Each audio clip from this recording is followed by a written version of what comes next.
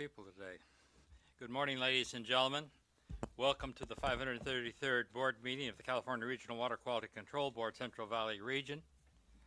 I would like to introduce the board members and staff at this time. On my far left is Carmen Ramirez of Atwater. Sitting next to Carmen is John Constantino of Grass Valley. Sitting between John and myself is Jenny Lester Moffett of Davis, and on my right is Bob Schneider of Davis.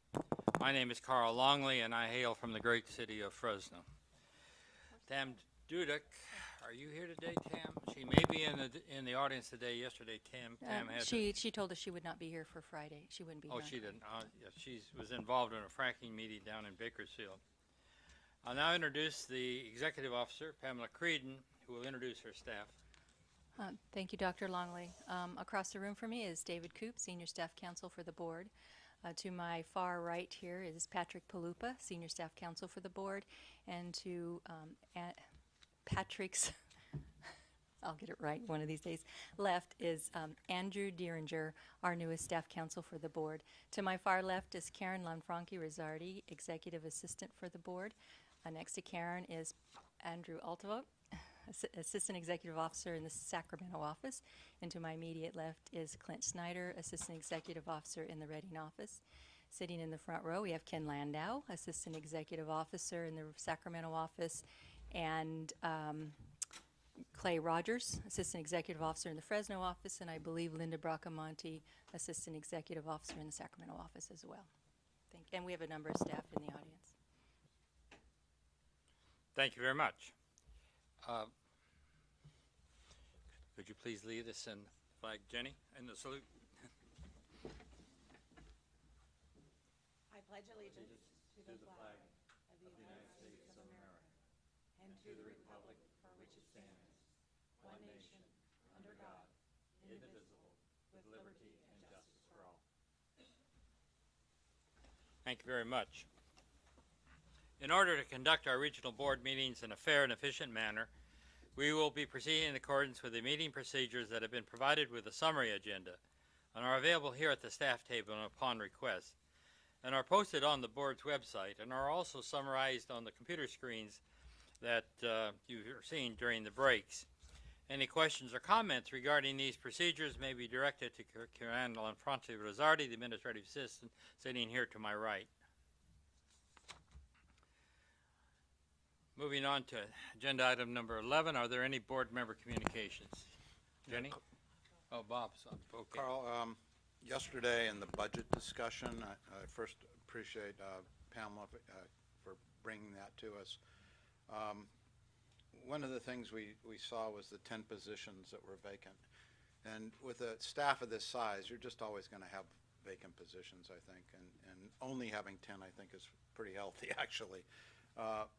But there's going to be some personnel dollar savings, and I want to suggest that the board write a letter to the executive officer of the state board suggesting areas that are much in need in this region for use of some of those dollars that probably have to be contract money or supplemental contract money. Their marijuana program is one for sure that could use some additional for their sensing data. Another, as I mentioned yesterday, is the mercury research projects, and particularly the offset project, but probably our executive officer, maybe other board members have some priorities that they think might be appropriate. So I would suggest that in the very near future, the board direct Pamela to send a letter to the state board with some of those suggestions. I think that's a good idea, Bob. Of course, I'd have to add salt to that year list, but that's a given, of course.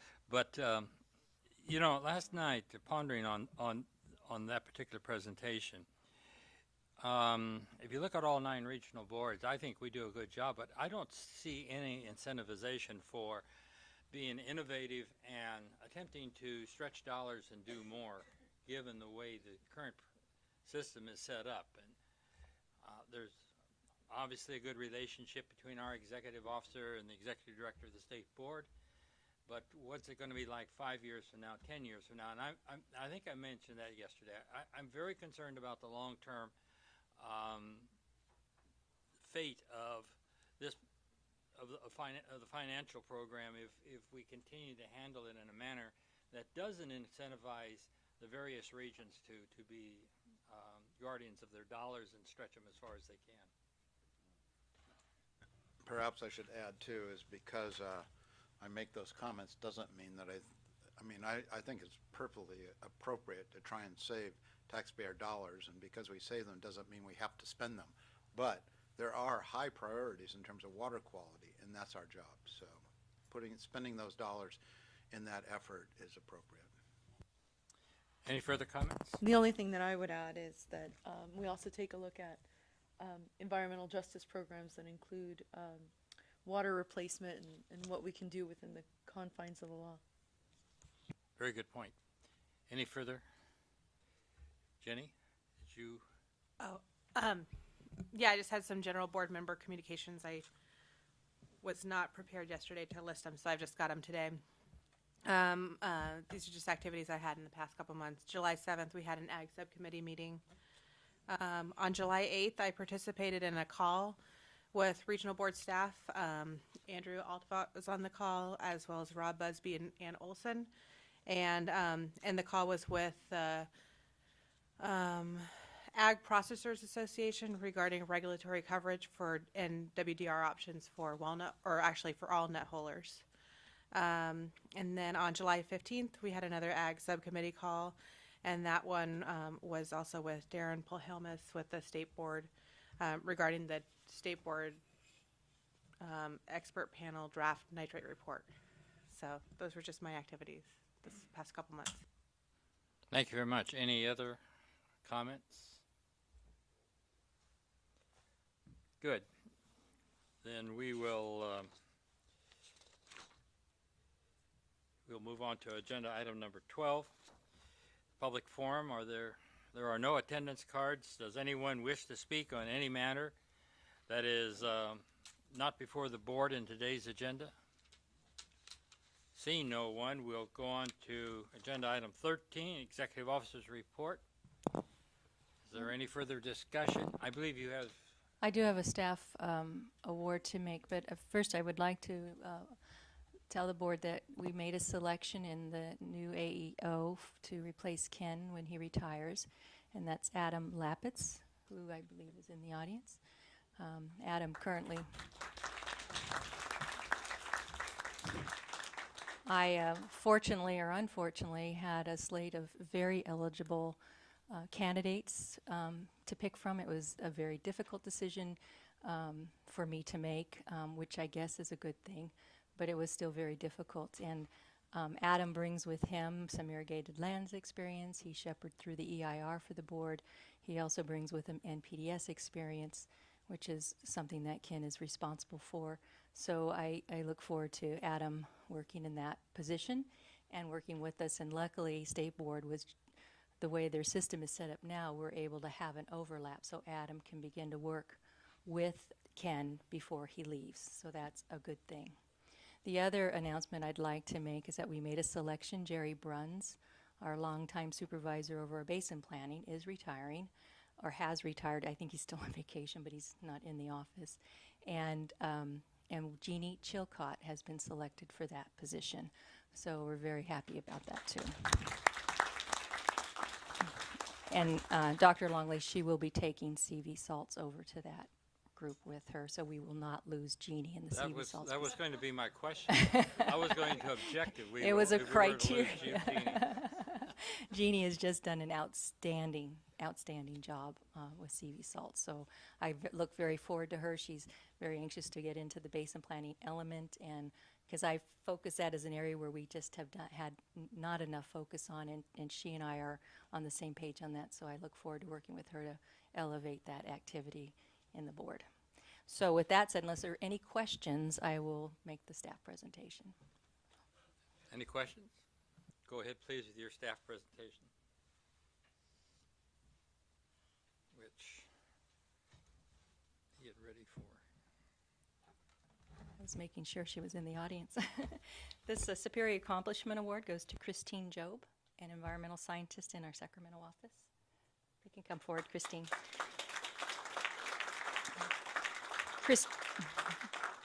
Christine has worked diligently addressing the dissolved oxygen impairment in the Stockton Deepwater Channel. As lead for implementing the DO-TMDL for the last 5 years, she has coordinated with many stakeholders involved in the project and has gained a detailed understanding of the complexities of the impairment. During Christine's oversight of the DO-TMDL, the channel has experienced noted improvements in the dissolved oxygen levels. Recently, Christine has helped review and comment on the draft environmental document for the Bay Delta Conservation Plan, a very complicated conservation strategy to restore the fish and wildlife in the Delta and secure California's water supplies. Christine is also very active in our employee association. She brightens our work environment with seasonal decoration and helps organize parties that unite us as an office. And so for that and many more reasons, Christine is being recognized for this.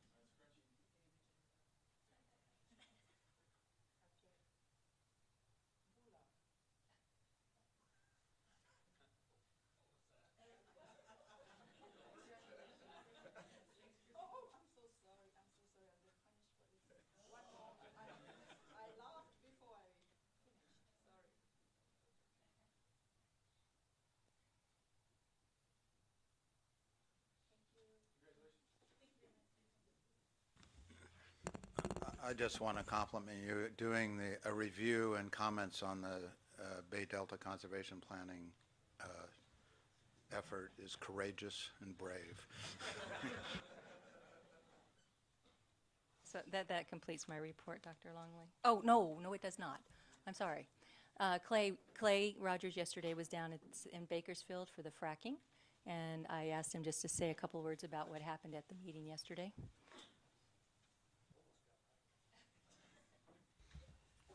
He wasn't going to remind me.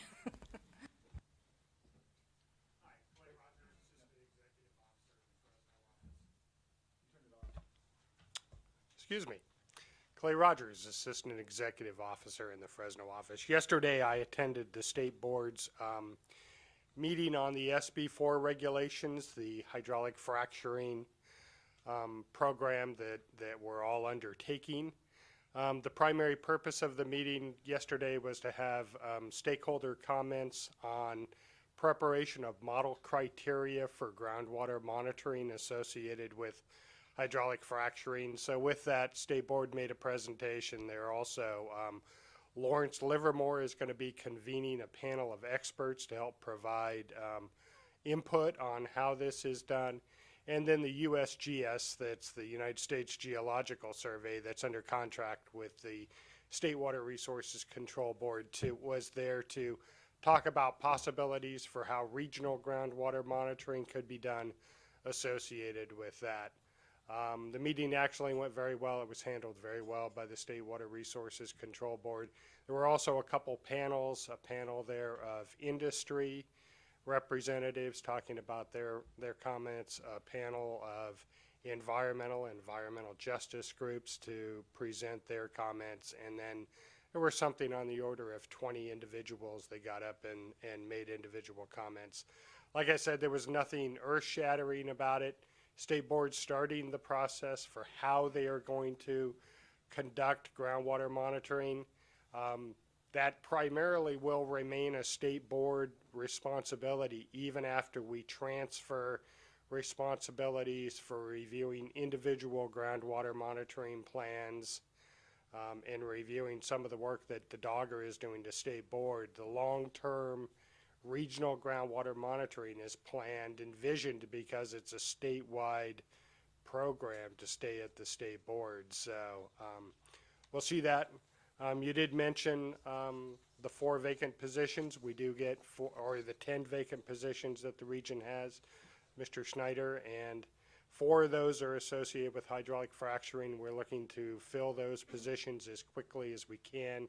2 engineering positions are currently out for advertisement. I think that period closes within the next couple weeks, and we're hopeful that the 2 geology positions will be advertised very soon too, and then we'll be up and running full speed. We anticipate that to happen in early September. We're hopeful to have all 4 positions filled. Any questions? I was just wondering, Clay, if earth shattering was a technical term for seismic activity, or? It could be associated with hydraulic fracturing and seismic activity. Thank you very much, Clay. Good work. I'd like to, I guess, transition back to item board member communications just briefly before we go on to the next item. Monday there was a conference call, the monthly conference call of the Regional Water Board's chairs. On the agenda was a document, actually a couple of documents now that are being worked on, having to do with the responsibilities and duties of Regional Water Board members. And that is a topic that will be presented at WQCC, which is coming up in October, don't forget. And we'd like to have as many of you there as possible. It's going to be an interesting WQCC. I need to get the draft agenda out to board members. I think you've probably seen it, but I'm not sure. We need to get a mailing out on that and see who can attend. Another topic, of course, we know that as of July 1st, the drinking water program moved from public health over to the state board. The director of that program is Cindy Forbes, sits on the 24th floor, not far down from some of the other state board members. I've known Cindy for 30 years or something like that. She was a graduate from our programs at Fresno State. Has been one of my loyal alums, but on top of that, she's a crackerjack engineer, excuse me. And it'd be nice if she could appear and give a presentation on the drinking water program and where it's going, and how she sees that interfacing with the regional boards. And by the way, all the other regional boards are out trying to get her as a speaker too. That was one of the topics that was discussed on Monday. So be nice if she could come here. She's in town, it shouldn't be too difficult to get her. Is she, well, if all the other regional boards are also interested, is that As a potentially an idea for WQCC? She Or may is it too also late? appear at WQCC, but I think that regional boards would individually like to talk to her about the issues in their regions. And Longer discussion, okay. WQCC is probably not the best forum for that. But the best day to get her is on a Thursday, not on a Friday. So, with that said, unless there's some more discussion by board members, we'll move to the uncontested calendar. Item 14. This is a time and place for a public hearing to consider adoption of uncontested items 21 through 25, except 22G, which has been removed from the agenda. Dr. Longley, I don't think it's 22G. I think it might be 22B. It is G and B, I believe. Oh, it's G and B? G is Seneca, Okay. and, And B is the Deller landfill. So it's B and G, right? Okay. Both of those have been removed from the agenda. And these include the MPDS permits, waste discharge requirements, cease and desist orders and time schedule orders, WDR rescissions, change of name and ownership, and/or ownership. Does anyone wish to discuss any of these items? Are there any? Yes. Good morning, Dr. Langley. Jeff Scharf appearing on behalf of Douglas Staggs Sylvia Dollar Survivors Trust on item 22B. Just for the board's information, we did, in working with the city and staff, ask that this be pulled from today's consent calendar. We've got some details that we're trying to address with the American River Flood Control District because of the grading work that was done for the landfill adjacent to the levee. We have jurisdictional issues that we're trying to sort out to address staff comments. And We'd like to thank staff for the ability to continue working with them. I just see we have an email. Looks like we have a meeting next month, and hopefully we'll have that all worked out and be back for you in October. We Thank you. appreciate that, Jeff. Carl? Yes. I'd just like to comment on 23C, which is the Napa Berryessa Resort Improvement District. Yes. And that ribbon cutting was last Wednesday, and it's just really nice to see. It was a difficult situation. That's It's been a on good- our. It's a good answer. That's been around for a long time. I'm glad to hear that. Any other, is there any other discussion on any of these items? Are there any late revisions? Dr. Longley, there are no late revisions. However, on item 21D, as in dog, the Sacramento Regional NPDS permit amendments for the modifications of the disinfection requirements on filtration. I put before you an email we received this morning from the former Department of Public Health, current Division of Drinking Water of the State Board, providing support for the amendments. We worked long and hard between the district, ourselves, and the Department of Public Health at that time on crafting modifications that would allow a settlement rather than a protracted lawsuit on this. And this is something I wanted to get into record, formally getting the support from that group. So this document will be part of the record to Yes, any please. motion we make. Okay, thank you. I'll go ahead and close the hearing. I'll ask for, Well, Carl, this is another okay. couple items that really deserve comment. I think this is just fantastic work on the part of staff and SAC Regional and the people representing them. And again, I think this is another great answer to a difficult problem, so thank you. It's huge. Thank you. Okay. I'll close the hearing and I'll ask for a motion and a second. I'll move. And that includes this letter? I'll Or the move, email, including rather. the email on item I 21D. appreciate it. Do I have a second? I'll second. And John seconds. Any discussion? We'll go ahead and vote. This is a roll call vote. Ms. Ramirez? Mr. Costantino? Mr. Schneider? Ms. Moffett? Dr. Longley? Aye. Motion carries. Thank you very much. And Dr. And Longley? Ken, that's a pretty nice legacy issue for you. Yes. Thank you. My understanding is items 17 and 18 are uncontested, so I might suggest we jump quickly to those, get those out of the way. Okay. I'm trying to get rid of some other paper here. 17 and 18. Yes. Okay. Going to item 17. This is the time and place for hearing to consider adoption of waste discharge requirements and a time schedule order for the Franzia Sanger Winery in Fresno County. Is there anyone present who is contesting the proposed actions and wishes to present evidence or testimony on the matter? Apparently they're just waving as they went out the door. Since there is no one present to contest the matter, the board will proceed based on the agenda materials in the record. Are there any late revisions or staff comments? No late revisions or comments. Does council have any legal issues to discuss at this time? Not at this time. Thank you. The hearing is now closed. The chair will entertain a motion to adopt the waste discharge requirements and time schedule order. So moved. Do I have a second? I second. John's moved. Jenny seconded. This is a voice vote. All in favor state so by saying aye. Opposed say no. Abstentions? Motion carries. And the other one is item 19. Is that correct? Item 18. 18, Merced. 18 Merced. Okay.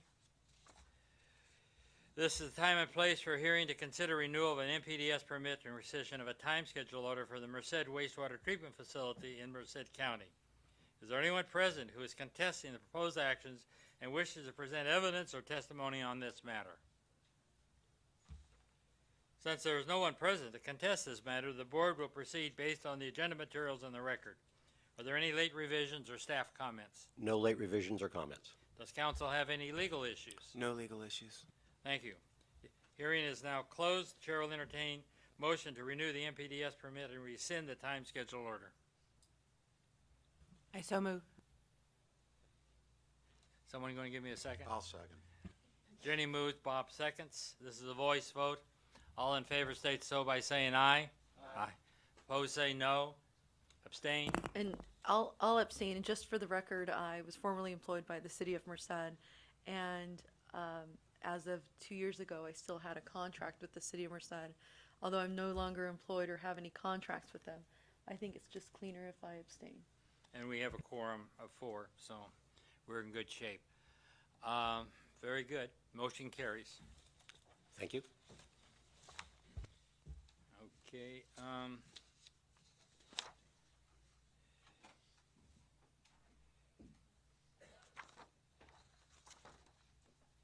Item 16 has been removed from the agenda. Item 15. I don't have anything on item 15. What is it? Oh, Payless. That's why I don't have anything. Let me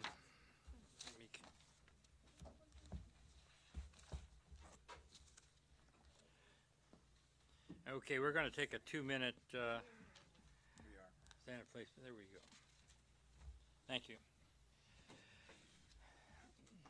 This is the time and place for a public hearing to consider an administrative civil liability order against Jaswinder Shergill and Hardip Singh Sandhu regarding the Payless Gas and Food Mart in Shasta County. Is there anyone present who is contesting the proposed actions and wishes to present evidence or testimony on this matter? Since there is no one present to contest this matter, the board will proceed based upon the agenda materials on the record. Are there any late revisions proposed by either the prosecution team or the advisory teams? I'm not a member of the prosecution team, or obviously, or the discharger, but as a member of the advisory team, I have a small suggested revision to the proposed order that was sent by the prosecution team. It was a revised proposed order in response to some questions raised by the advisory team, and it was sent by Mr. Ralph on Wednesday. So I want to direct the board's attention to the revised proposed order as it currently exists. It was sent electronically, and Kieran should have sent it out as well, handed it out to you in hard copy format. It's only 3 pages, and I want to direct the board to finding 5. And it's just a clarification. It's not a huge momentous change by any sense, but it just helps to clarify what the board is being asked to do. And the language, admittedly, is a little awkward, but I think it gets us to where we want to go. So when folks are ready on page, again, it's page 2 of the proposed order, finding 5, referring to the last sentence in finding 5, it says, attachment A of the complaint states the proposed penalty is $43,627.50. However, the proposed penalty in the complaint itself is $43,600, and thus the board has adopted the amount stated in the complaint. And I want to add an additional qualifying phrase. The board isn't adopting the amount stated in the complaint. They're adopting the amount stated in the complaint minus the staff costs of $1,800. Is this the one, David, the new one? That's the new one. That's included with the exhibits, Okay, correct? good. Could you go through that again, David? We're Sure. just trying to get things Sure, sorted out not a here. problem. Again, referring to page 2 of the proposed order, finding 5. And admittedly, it's a little unwieldy, what I'm suggesting, but I think it provides some additional clarity in terms of the amount that the board is actually going to adopt. Again, moving to finding 5, the last sentence, I'm just going to read it again into the record. Attachment A of the complaint states the proposed penalty is $43,627.50. However, the proposed penalty in the complaint itself is $43,600, and thus the board has adopted the amount stated in the complaint, and I want to add minus $1,800 in staff costs incurred as noted in finding 6. So it's clear the board isn't adopting an ACL amount of $43,600. They're adopting an ACL amount of $43,600 minus the staff costs as referenced in the hereby ordered section. So if you go to page 3 of the proposed order, you'll see the correct reflected amount of $41,800.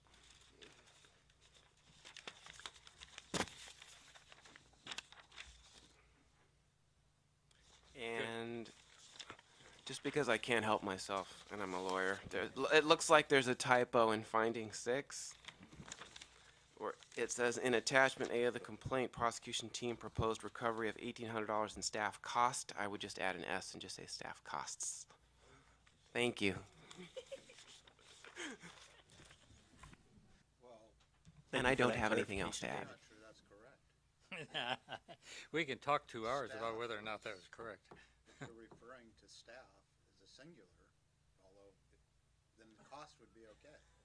But cost is plural. I mean, I'm not turning my mic on yeah. during this discussion. $1,800. I know, I deserve every bit of that. Okay. I think that's clear. Any further questions? Yes, go ahead, John. I was just gonna say, do we need to go through the PowerPoint? No. No. Okay. The other thing, I would just say that, just for the record, I think that this change does not in any way prejudice the discharger because they were aware of the potential fine amount and the amount that's being adopted is less than. So again, I don't think there's any prejudice. That's a good point.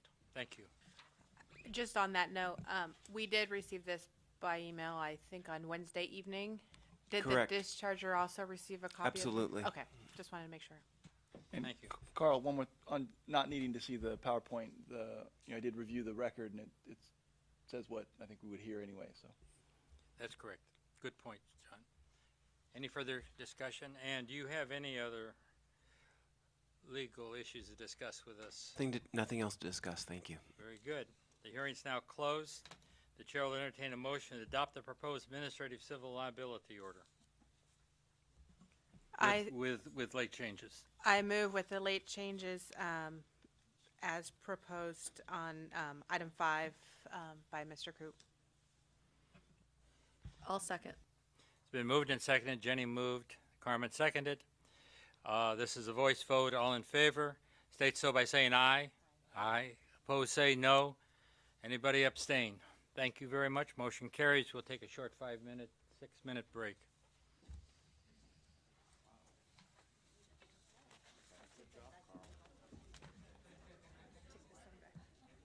Thank you.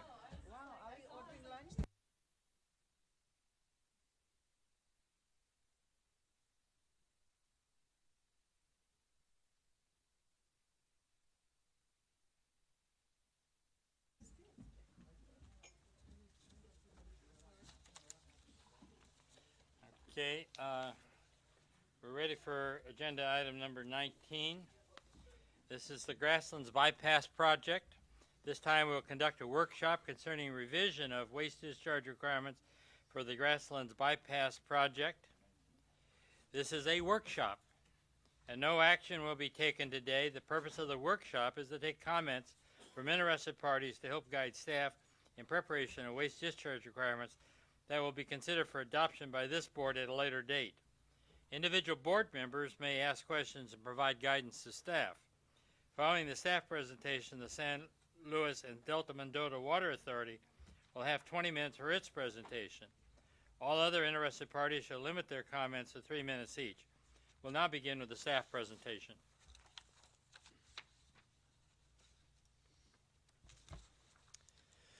Good morning, Chair Longley and members of the board. My name is Joe Karkoski, and I'm the Program Manager for the Irrigated Lands Regulatory Program.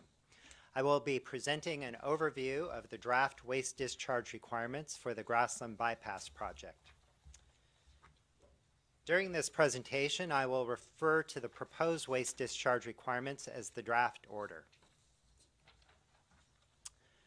I'm going to start off with a broad overview before getting into the meat of the presentation. I want to make sure several key points are not missed as we wade through the details of the history and background of the project.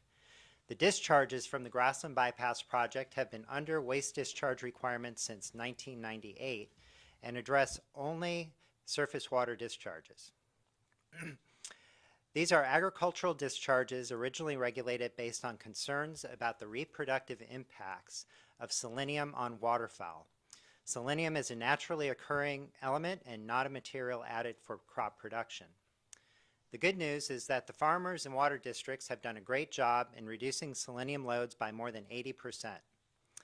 Although big improvements have been seen in most of the San Joaquin River, a small stretch of the San Joaquin and its tributary Mud Slough are still above selenium objectives, since there is just not much dilution flow available. More time is therefore needed to comply in these waters that are still impacted. The WDRs have not been updated since 2001, so monitoring and reporting requirements are updated based on new information and to be consistent with the approach in our Irrigated Lands Regulatory Program. It is also important to note that we will be dealing with discharges to groundwater in a separate set of WDRs. Now that I have given you an overview, I will discuss the background and history of this project. Then I'll talk about the main components of the draft order and go over the comments we received. Finally, I will discuss the next steps. The draft order the area the draft order covers is the grassland drainage area that is shown in gray with the red circle around it. Now I will zoom in for a closer view. The drainage area includes about 97,000 acres of agricultural land. It is surrounded by the West Side San Joaquin River Watershed Coalition and the Westlands Water Quality Coalition, which are regulated under the Irrigated Lands Regulatory Program. You can see the San Joaquin River to the east. The river flows northwesterly with little flow until the confluence with the Merced River.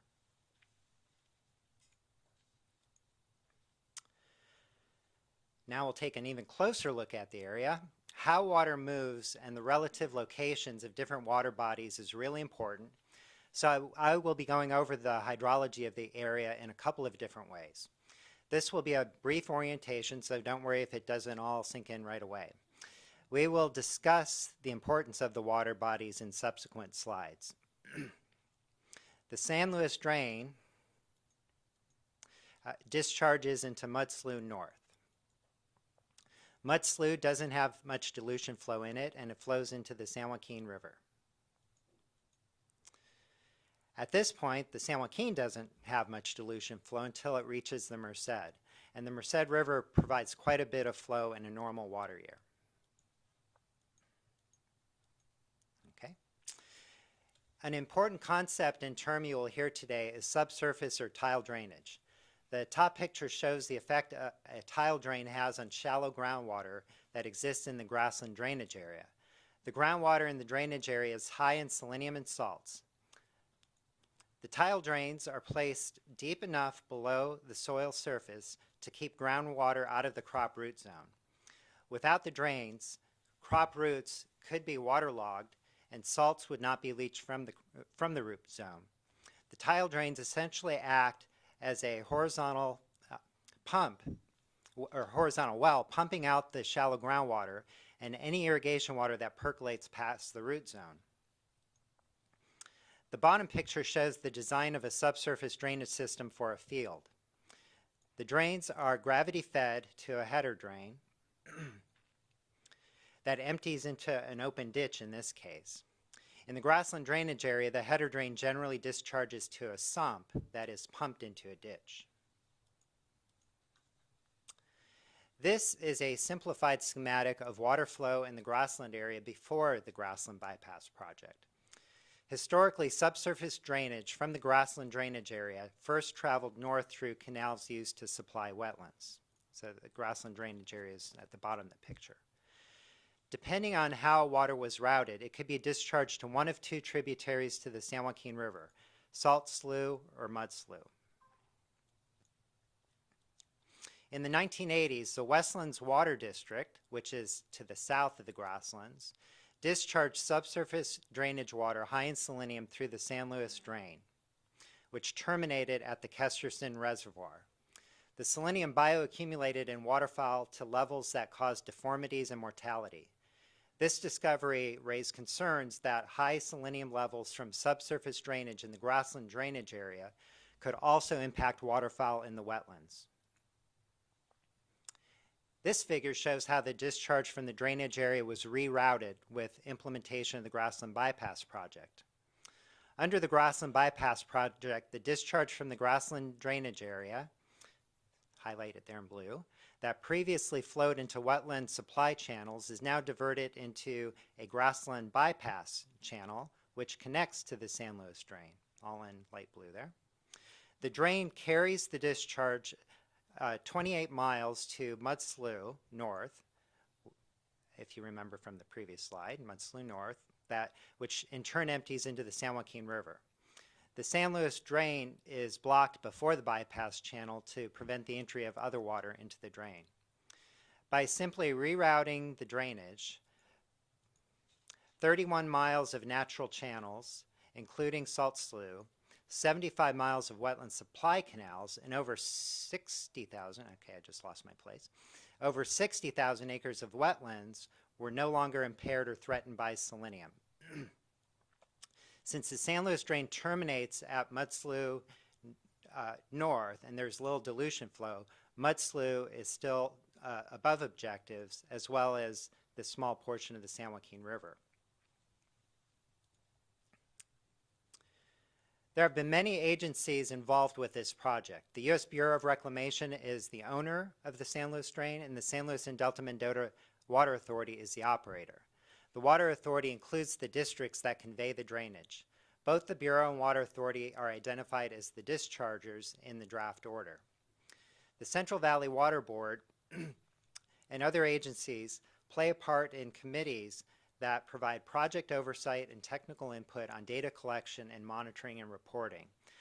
Those agencies include the U.S. Environmental Protection Agency, the U.S. Fish and Wildlife Service, the U.S. Geological Survey, the National Marine Fisheries Service, and the California Department of Fish and Wildlife. Now for a brief history of the board's efforts related to the Grassland Bypass project. In 1988, the Central Valley Water Board adopted an amendment to the Basin Plan establishing a selenium control program. Some improvement in water quality in the San Joaquin River resulted, but selenium levels in the wetland channels did not improve. In 1992, the US EPA promulgated a 5 microgram per liter or part per billion selenium water quality standard on the San Joaquin River and its tributaries. In 1996, the Central Valley Water Board amended the Basin Plan to include a new framework and strategy to address selenium discharges. The framework included the following in the order of priority: an immediate requirement to remove subsurface drainage from wetland areas. Next, compliance with selenium water quality objectives in the San Joaquin River downstream of the Merced River confluence. And finally, compliance with selenium objectives in Mud Slough and the San Joaquin River from the confluence with Mud Slough to the confluence with the Merced River. As I mentioned earlier, the first priority was achieved with implementation of the Grassland Bypass, which rerouted the drainage water. In a few slides, I'll discuss the progress on the other priorities. To implement the Basin Plan, the board issued waste discharge requirements to the Grassland Bypass project in 1998. These were the first ag discharges to surface water regulated by the board through WDRs. Those WDRs included monthly and annual selenium load limits and extensive monitoring. New waste discharge requirements were issued in 2001, which included additional stormwater monitoring in wetland channels, since the capacity of the Grassland Bypass can be exceeded during storm events. In 2004, a Basin Plan amendment for the control of salt and boron in the San Joaquin River was adopted by the board. The amendment includes allocations of salt load to the Grassland watershed. In 2010, the Basin Plan was amended to extend the compliance dates for the selenium objectives in Mud Slough and the San Joaquin River upstream of the Merced River. It was changed from 2010 to a 2019 compliance date. The board recognized through that amendment that despite the best efforts of farmers and districts in significantly reducing selenium loads, there was just not enough dilution to meet objectives in these waters, and additional time was needed to implement solutions.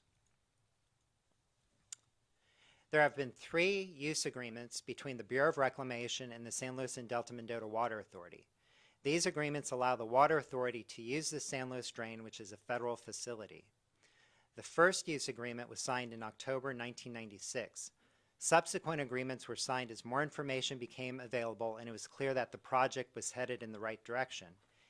Each use agreement had to comply with the California Environmental Quality Act and the National Environmental Policy Act.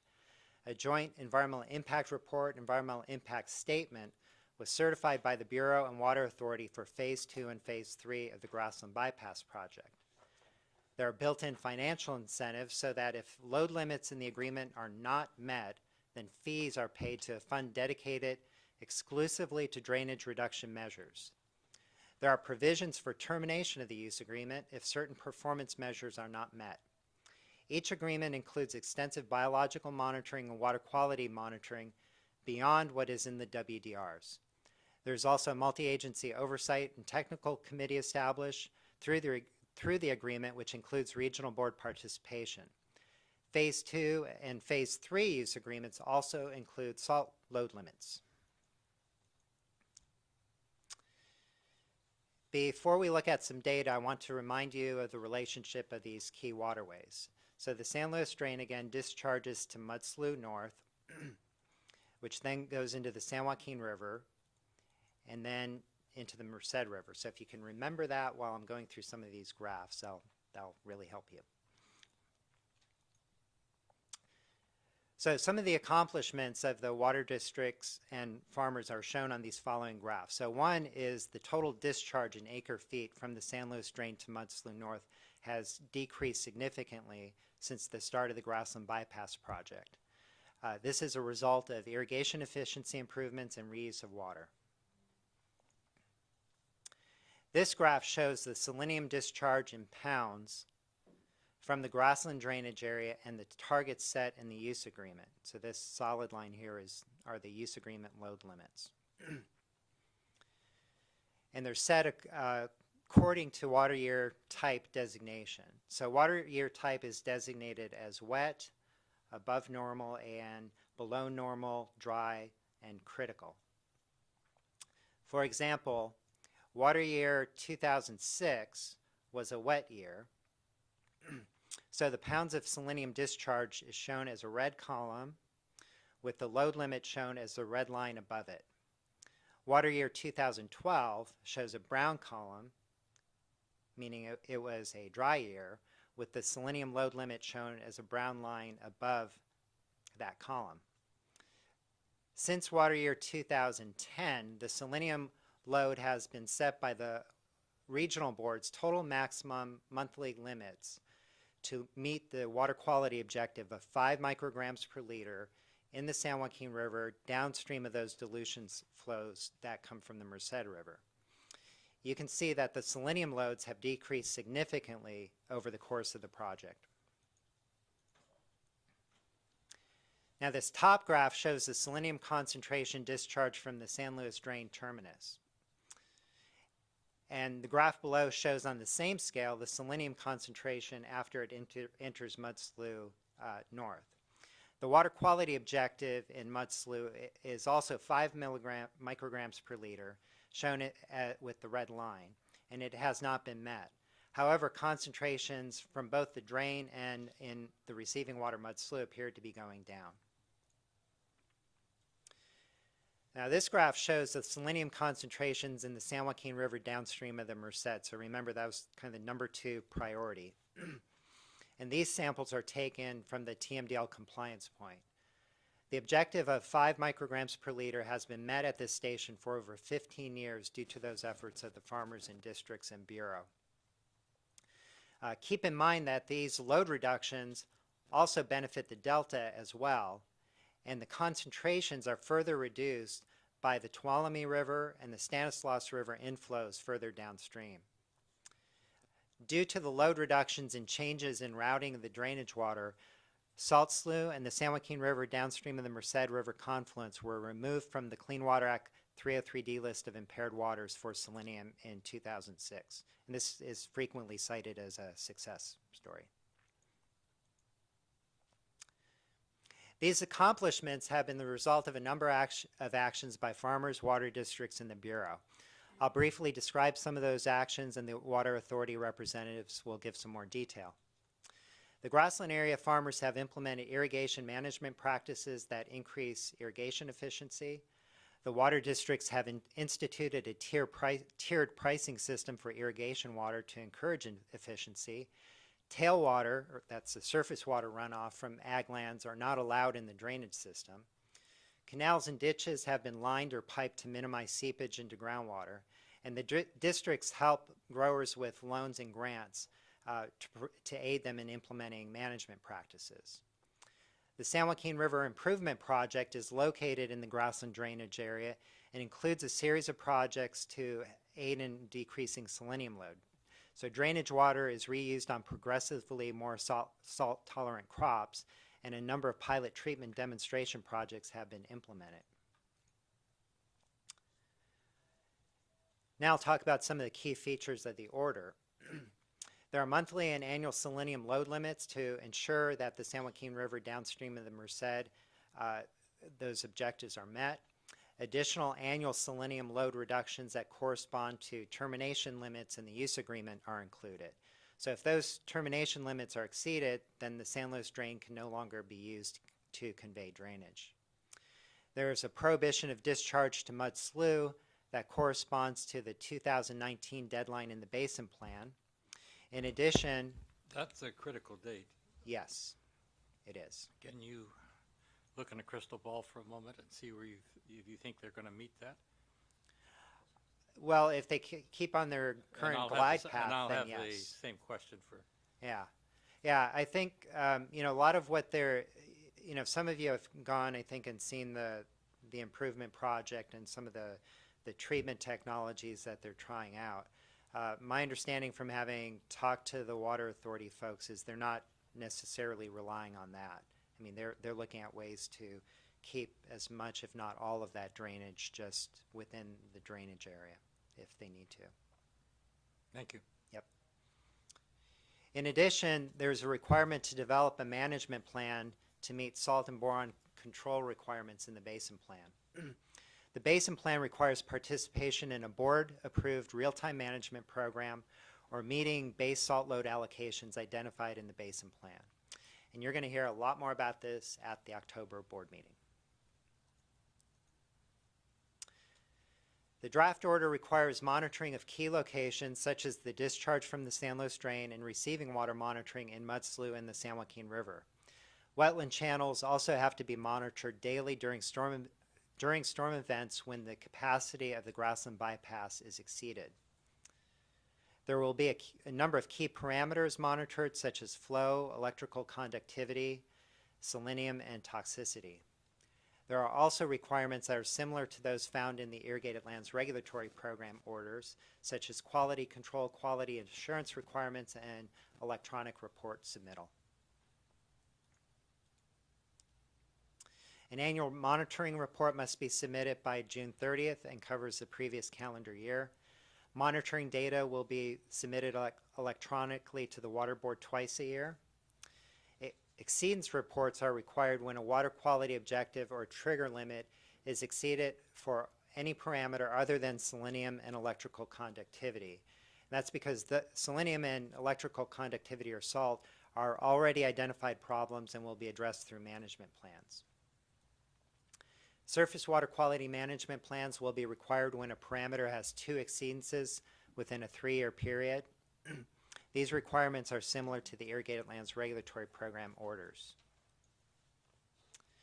Some of the key changes from the 2001 waste discharge requirements include salt sites were substituted within the same water body due to problems with access or other factors that showed the site not to be representative of the discharge or water body.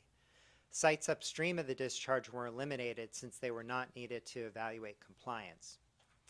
Wetland channel monitoring, except during storm events, was eliminated since subsurface drainage no longer is discharged to those channels. For monitoring parameters, a few of the parameters were deleted since there were not problems found, and a few were added to be consistent with the Irrigated Lands Program requirements. Now we'll talk about some of the comments we received and staff's initial thoughts in terms of our response. In regarding those parameters that you've removed, I assume that you've done good justification for removing those, because someone will accuse us of backsliding, and you have found you have documented the facts that behind you removing those parameters from monitoring. Is that correct? Yes, and if we didn't do a good enough job, we'll make sure we do. But they're, I appreciate it. yeah, they're basically nutrient-related Okay. parameters. And, That, and what I want to say, and you've made a good point through this, that your slides on load reduction certainly show the way these folks have stepped up to the plate, because they faced going out of business right. if they didn't find some way to address the salt and selenium issues that they have. And quite frankly, in my opinion, they really are the flagship for how to address salinity and selenium, and they keep working on it and getting better and better.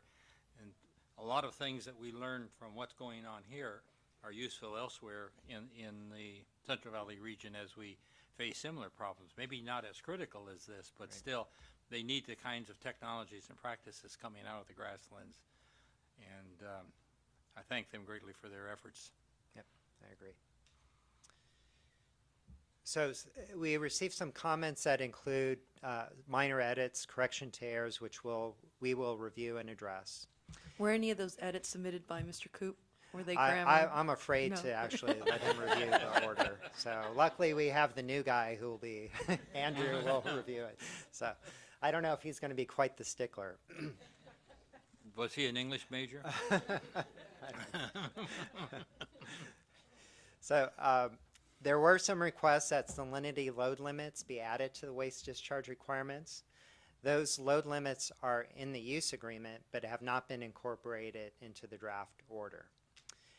In response, staff believe that the draft order requirement to participate in a board-approved real-time management program or meet the basin plan salt load limits address this concern. The provisions in the draft order are similar to what the board included in the Western San Joaquin River order. We do not believe a change is needed to ensure those basin plan provisions are implemented through this order. There is a comment that there is no justification for reducing the number of monitoring sites and parameters from the previous order.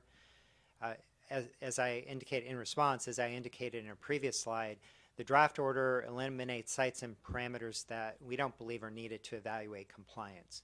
So staff do not believe any changes to the order are needed, but we will look to see if we need to put in further I justification. think you really need to justify this strongly. Will do. Joe, excuse me, Joe, have you talked to the stakeholders that submitted these comments, or has there been communication since we made the decision not to alter the order? Well, this is just a workshop, so it's, we still will look at their comments and any direction you have. Now, probably when the Water Authority gets up and also the Bureau, they can tell you a little bit more about the stakeholder involvement, because a lot of this was actually discussed prior to me or Margaret Wong being really engaged in the technical details. But certainly they submitted a number of comments, and there's a data collection and reporting team that's made up of the agencies, and they review the comments and are reviewing the data and looking at what kind of adjustments make sense. Part of it, though, too, when we're talking to the Water Authority, and they can comment on this, is, there are times when we do upstream monitoring of a discharge. In this case, there's not a lot of dilution flow and there's not a lot of upstream load, and they realize that any result we see downstream of their discharge, we're basically saying, well, that's your issue to deal with. And if they want to provide any evidence to the contrary, basically what they're saying now is they're acknowledging that they'd rather not go through the additional expense of doing that upstream monitoring. I mean, the selenium is coming from their area.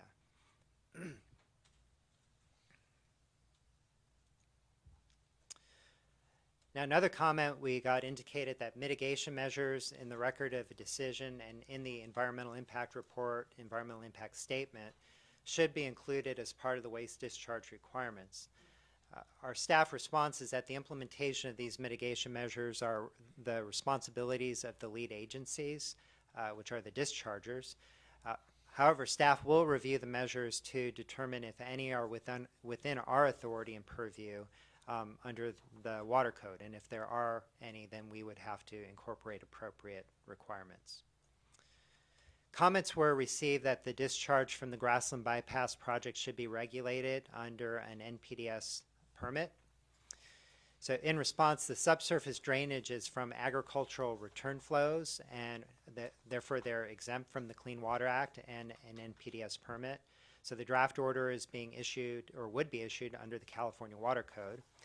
And this issue as to whether an NPDES permit is needed is being addressed in federal court. So to summarize, this order would allow continuation of the Grassland bypass project, which has been under waste discharge requirements since 1998. The project has been largely successful with selenium loads reduced by over 80%. More time is needed to comply in water bodies with limited dilution flow.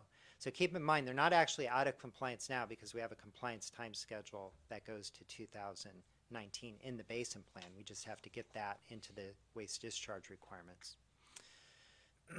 Effluent and receiving water limits are set to meet basin plan compliance time schedules and water quality objectives.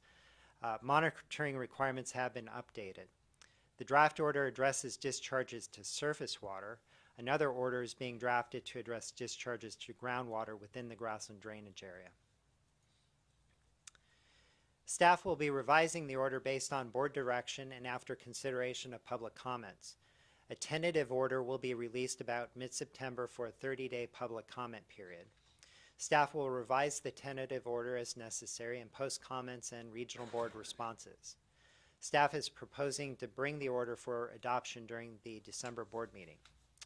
That concludes my presentation. I would be happy to answer any other questions you may have. Thank you, Joe, for a real good report. Any questions, comments? Yes, Carmen? No, I was just going to say that it was really easy to understand the way you presented it, so thank you. And sure. It looks like a successful program so far. I must point out to you, Carmen, that Joe's an engineer. We think that way. Dr. Longley, Yes. we have a number of scientists on staff, so I I know. would tend to disagree with you. They think logically as well. I've been I'm having a not gonna tit-tat with the geologists lately, so. It's a good time to shut my mic. Yes, I was just going to comment as well that I appreciated the clarity in which this complicated and layered issue was presented. So, because when I read through the materials, couldn't quite, without the visuals, put all together. So I appreciate that. Thank you. Yeah, well, you don't see the behind the scenes when we practice in front of the attorneys and executives, and they say, "What was that?" And then we go back and revise things. So hopefully it's clear for you guys. Yeah, you talk about this program. It's really been ongoing since the 80s. When the selenium issue in Kesterson came to the fore, and it's just unbelievable. This is another one of these programs that goes on probably for decades and maybe hundreds of years. If it's going to be real-time management to the end of time, as long as we have activity out there and have a management program. It's a tremendous effort. Folks out there with the salt-tolerant grass species they're using, Jose tall wheatgrass and so forth. It's all of that is remarkable. One of the things that becomes key to all of this is how do you pay for it? The Jose tall wheatgrass actually has economic value, so we have a control measure that you can market, and it doesn't pay for everything, but you do get some recovery. It's those kinds of measures, if you can find them, and they're hard to tweak out, but if you can find them, it just makes these programs much more viable. Any other questions or comments? Yeah, Carl, I was just wondering, in the next presentation, I'd be interested in seeing the land uses that are neighbor, like mud slough in that portion of the San Joaquin River. And also, are there any uses of flows out of mud slough in that stretch or out of the San Joaquin in that stretch that are over selenium limits? Okay. That's So, yeah, and yes. Oh, go ahead. And if you could add to that, habitat issues along those areas where we do have elevated concentrations of selenium. Okay. Yeah, maybe Joe McGann has a map that'll show that, but Mutzloo basically goes through a national wildlife refuge, and maybe you can touch on some of the mitigations, Joe, mitigation measures to make sure the high levels of selenium don't impact those wetlands. Okay. Thank you. You're welcome. Any other questions? Thank you very much. I have a card from Tom Stokely. Yes. Oh, I'm sorry. I'm getting way ahead of myself.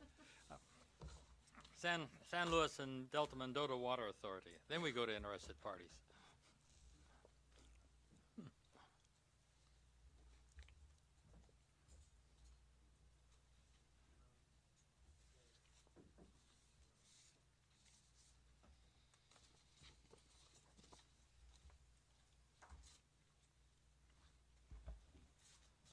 Thank you. Is this on?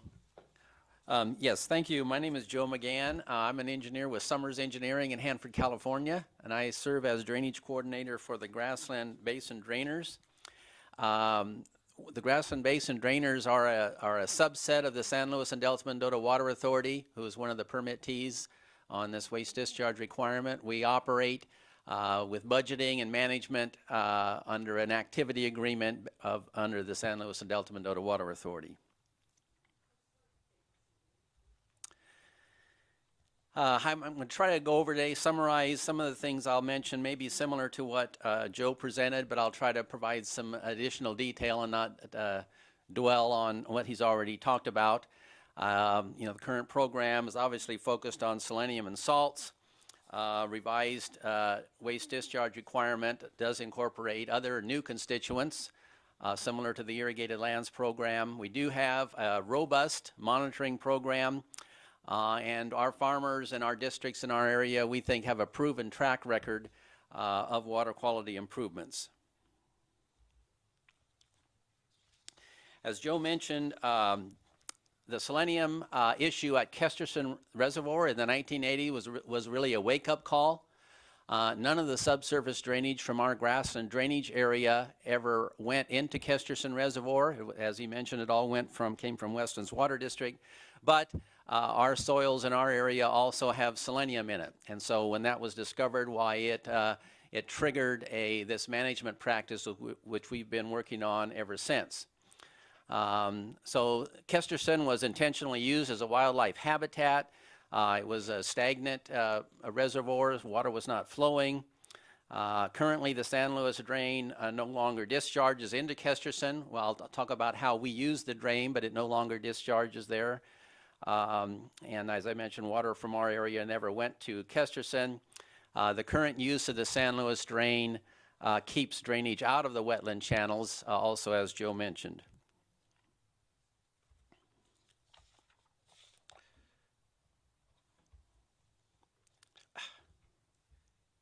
A little bit about the use agreement. Because the Grassland Bypass Project uses the San Luis drain, which is a federal facility, why there's a requirement to negotiate an agreement, which we call the use agreement for use of the San Luis drain. As we started to negotiate this use agreement in the early 1990s, there were issues raised because of the selenium issues in Kesterson. And so the Bureau of Reclamation invited other parties to participate in those negotiations. And so that's kind of the process I show here. It was a stakeholder-driven process, even though the use agreement is solely an agreement between the Bureau of Reclamation and the San Luis and Delta-Mendota Water Authority. These other folks participated, including U.S. EPA, U.S. Fish and Wildlife Service, USBR, of course, Department of Fish and Game, or now Department of Fish and Wildlife, the state agency. The regional board participated in these agreements, and some major environmental interests participated. It was accomplished over a fairly long period of time. It was intense for a 24-month period, many meetings. The use agreement, what it does, it allows time to develop the final elements of the drainage program, which were obviously on the latter stages of, since we have this deadline in 2019. It has many incentives to reduce drainage, and it has penalties if those are not achieved. There is coordination with the environmental community to address reasonable concerns that come up, and we think our past performance has shown that we can manage the process. So the basic elements of the use agreement, and again, this is outside normal of the waste discharge requirements. This is basically another requirement that we have. It has, I'll show you a graph of it has reduced selenium and salt load limits in it, even over and above what the total maximum monthly load requirements are as part of the basin plan. It has incentive fees that increase over term. Up to 1.2 million in the per year in the years 9 and 10. Starting in 2015, next year, mitigation fees are to be paid for every pound of selenium discharged. So this is a big issue, up to $750,000 total in 5 years. Mitigation is required for continued use of mud slough provided through support of freshwater habitat. So this was one of the questions that was raised. Our footprint, our drainage water discharges through mud slough. It has a footprint through both federal and state refuges. We have, as part of the use agreement, there's a mitigation requirement that we provide fresh water to Fish and Wildlife and to Fish and Game, kind of an equal footprint to what is not usable in mud slough. So every year we do provide fresh water to both those agencies as mitigation. Summer water over and above what's required, what the wetland areas like to use during the the fall hunting season. So it's year-round water. We're even doing that this year. This year there's very little water available, but we have made arrangements to pump wells that they haven't paid for pumping of wells to provide that water. We do have incentive fee credits. If we have reductions over and above what's needed, there's incentives to do that. The use agreement itself is governed by a oversight committee. And so it's over and above, obviously, the oversight of the regional board, and the members of the oversight committee are the Bureau of Reclamation, Fish and Wildlife Service, EPA, State Fish and Wildlife, and the regional board.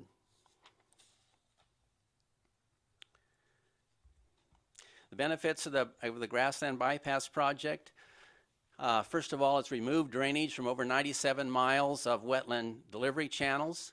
So those delivery channels can deliver fresh water into the wetland areas.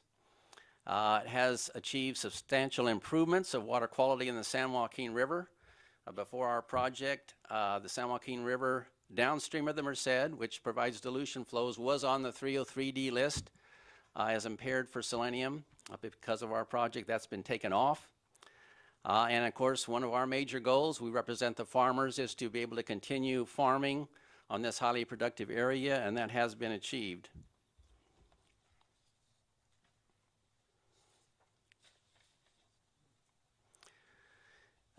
Just some other highlights of things that have happened.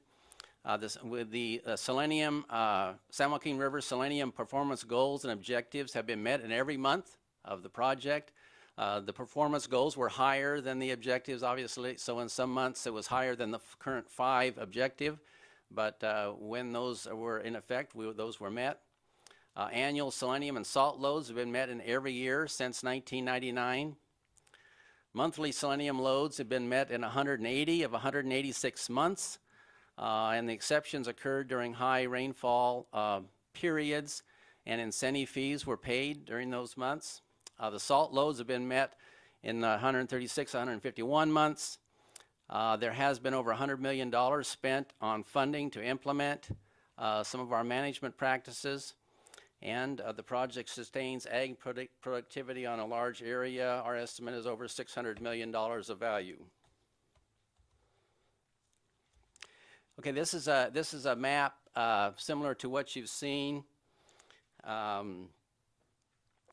what I wanted to show here in blue are these several channels that were cleaned up as part of the Grassland Bypass project. And the drainage water now is through a short earthen channel here. This is our Grassland drainage area. It goes through the San Luis drain up to Mud Slough, and then Mud Slough into the river, as Joe pointed out. One other thing I wanted to show, this is this 97,000 acre agricultural area, and shaded in blue here is what we call our San Joaquin River Improvement Project, SJ-RIP, a reuse project, where we take drainage water that's high in salt and apply it to salt-tolerant crops to prevent it from being discharged. Okay, this is a similar chart to what Joe showed. Just a couple things I'd like to point out. Our project started in the 1996 period. 97 and 98 were two of the wettest years on record. And so we entered into the use agreement, had limitations on load, and then all of a sudden it was very wet. And so we exceeded our load limits in these first 2 years and actually paid incentive fees for that. But ever since then, when we've been able to get our management efforts in place, it's been met in every year. And then down and looking forward here, you can see the sharp declines that are part of the use agreement. And then actually in the last 2 years of our project, discharges are very minimal. And to be noted is these numbers are much less than the limits, the Selenium limits in the total maximum monthly load. That's part of the basin plan. So the use agreement requires us to go much lower than the TMML. Salt load as a kind of a similar reduction here. Before our project, the discharge into the river was about 240,000 ton per year. In 2013, it was just over 50,000 ton. That's a reduction of about 180,000 ton, which turns out it's about 10% of the total salt load at Vernalis has been removed because of this project, which is fairly significant for this small area. But when you talk about total salt load of Vernalis, you're talking about salt from other sources. Yes, sir. It's about 2 million pounds a year are measuring on average at Vernalis. And so this project has reduced that significantly. Thank you. Just quickly go through some slides that show some of the benefits. This slide basically shows in blue the selenium concentrations in some of the internal channels in the wetland area. And then in red, it shows those same concentrations. These particular numbers for 2013, but these improvements happened the first year after implementation of the Grassland Bypass project. I'd like to kind of go from upstream to downstream and show some of the benefits. This is a slide that shows the selenium concentration in the San Joaquin River at Fremont Ford, which is above our current discharge point. Prior to the bypass project, some of the selenium drainage water was discharged into the San Joaquin River through Salt Slough, which is upstream. But you can see what happened. As soon as the bypass project was implemented, why the concentrations in the river at that location went down considerably well below the 5-part objective. This is a slide I'd like to spend most of my efforts on. This again is in Mud Slough, downstream of where the San Luis drain discharges.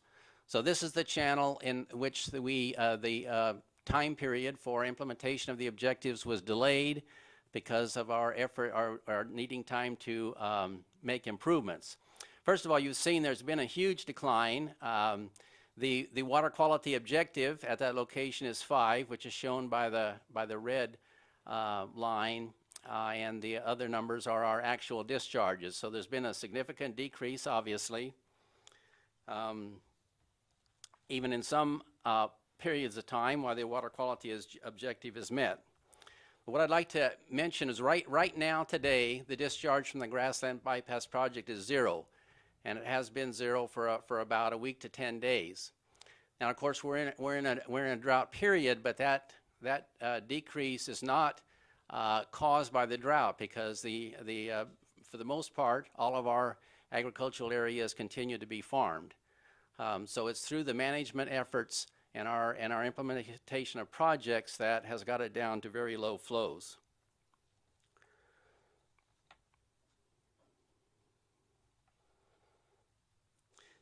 Also, the selenium load in 2013, last year, the discharge was about 557 pounds of selenium.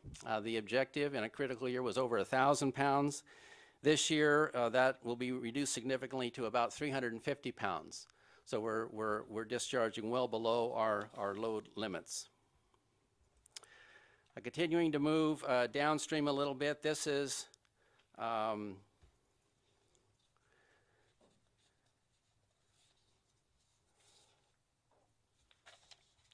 this is at Crow's Landing. This is the compliance point. This is downstream of the Merced River, of course.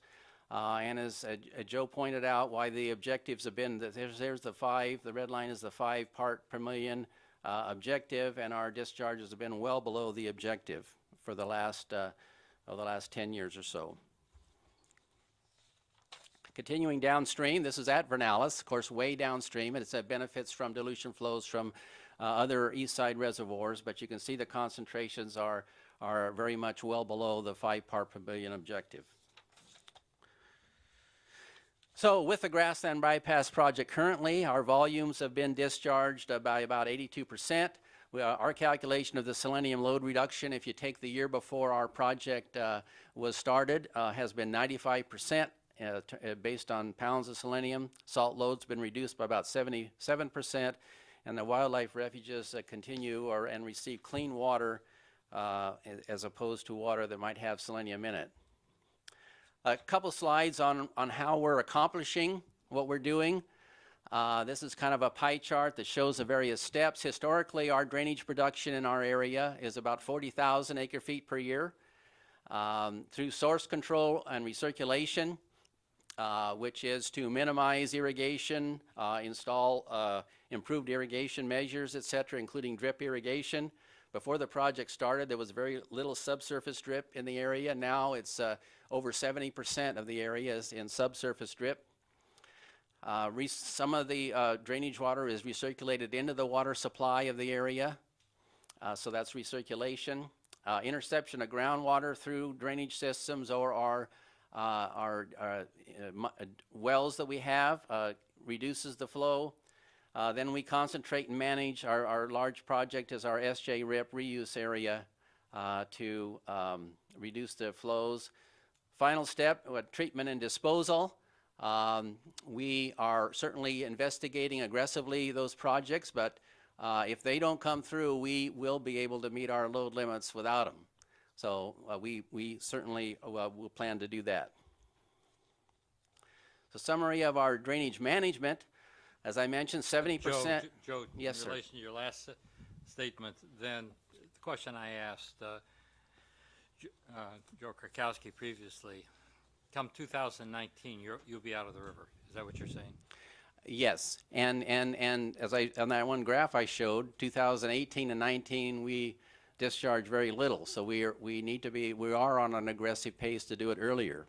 So yes, we will meet that. Now, there is a stormwater issue. As mentioned, in the 95, 96, there are storm flows that come off of our area through Panoche Silver Creek and through just rainfall in our area that are discharged. So the use agreement has a provision to analyze and deal with that issue. Right now, under the use agreement, we are responsible for rainfall events as well as ag events. But in the future, when there's no ability to discharge, there needs to be some other provision for stormwater events that might occur. And that's part of to be developed as part of the use agreement. Am I correct in thinking that some of those stormwater events could be somewhat mitigated by putting storage upstream on some of those creeks, temporary storage, the type of stuff that spills slowly? Well, certainly you could. Panoche Silver Creek would be one of the largest ones. Has there been any thought given to that? I'm sure there are studies. We're not using that as one of our components, but that could be part of this analysis of how to deal with stormwater issues. I know there's been discussion, I think, in the West Side Conservation District to do that. I forget the name of the stream that comes through there, but it does drop water all the way down to Mendota. It's Panoche Silver Creek, right? Yeah, okay. Uh-huh. And it's, of course, very critical is the selenium and salt loads, but also critical is just property damage. You bet. So, yes, I think we need to think about getting funding to use that as an additional mitigation measure. It should be part of our study of storm flows. Thank you. Our reuse area is about 6,000 acres. 5,400 acres have been planted, so we have additional work to do to develop it. That's partly how we're to meet these future load limits. We've covered drains to prevent exposure to birds, wildlife. We also have several pilot treatment plants are being tested, as has been mentioned previously. Mitigation measures. The use agreement requires specific mitigation measures. As I mentioned, fresh water is provided to the state and federal refuges that we have impact on with these drain closures. We also have a significant wildlife and egg monitoring program in the reuse area. And we have extensive monitoring program which exceeds the requirements in the waste discharge requirements. This is just a little map that shows that. And I know it doesn't have a comparison between the WDRs, but there are many sites here that are not included in the waste discharge requirements, which are a requirement under the use agreement, which is governed under this advisory team called the Data Collection and Review Team that has other agencies, Fish and Wildlife Service, State Fish and Wildlife, EPA advisory on that committee. So, in conclusion, our farmers in our area have a long history of implementing this project and have improved water quality and have maintained the agriculture on their land. The Grassland Bypass project has been extremely successful in meeting these requirements. We do have mitigation and other hazing measures to protect wildlife in sensitive areas. And so the revised waste discharge requirements are drafted to build upon our existing program, which has a history of more than 14 years.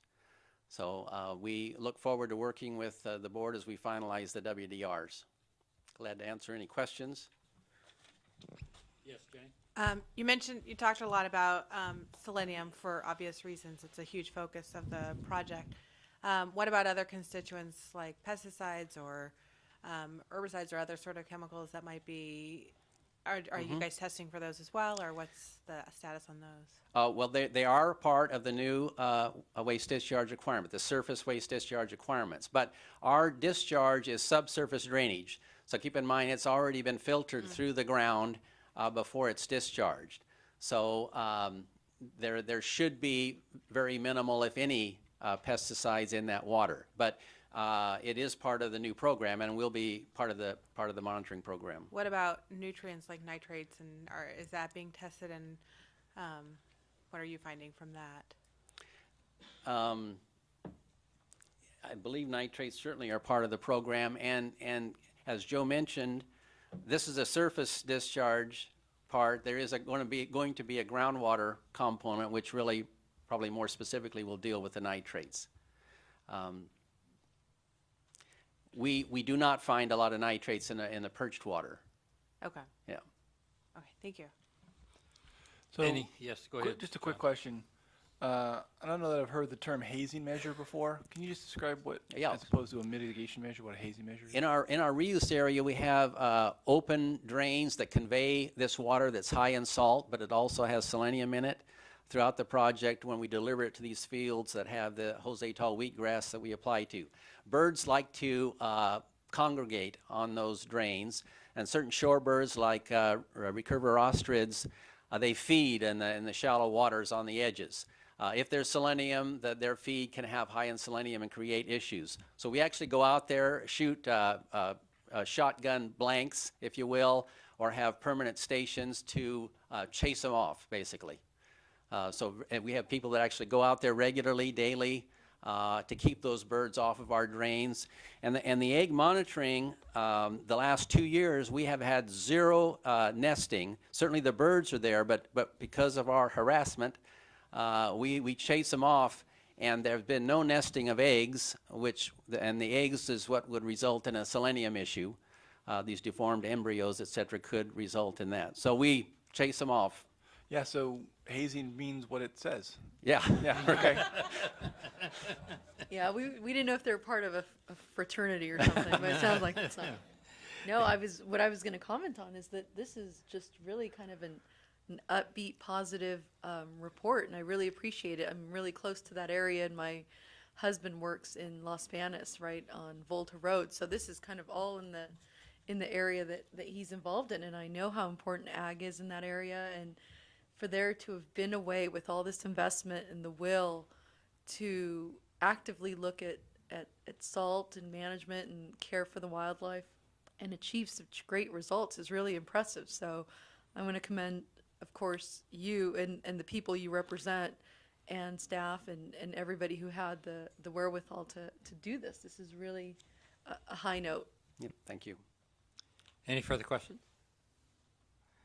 Thank you, Joe, for a very good report. All right.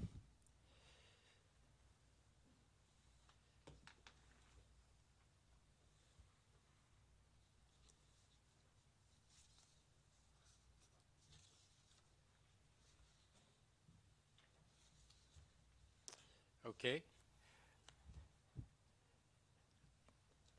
That finishes testimony for San Luis and Delta-Mendota Water Authority. Is that correct, Joe? Yeah. Good. Any further comments? Mr. Karkowski. Can I make a couple comments? Sure, go ahead. The Water Coalition folks' letter of June 30th, 2014 doesn't paint such a pretty picture. And particularly they have 4 primary comments on, it's in our agenda packet on page 239. I kind of like to see all that addressed in some detail.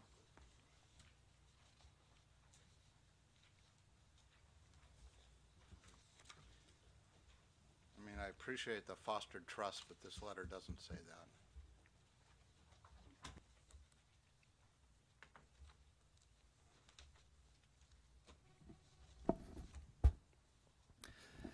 So Let me preface too. I mean, I do appreciate all the work that's been done here.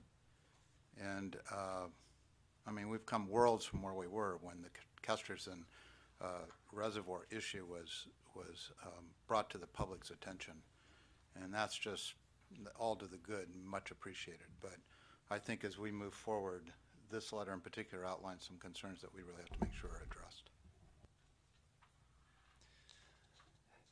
So would you like me to respond to the four items, sort of general concerns, and I can? I think just general maybe now. But Yeah. I do expect some, and I assume that there will be detailed staff response to all comments at Yes. future points in time. But I think just sort of outlining some of those issues to the board and the public so we can sort of have it in our background would be helpful. Sure.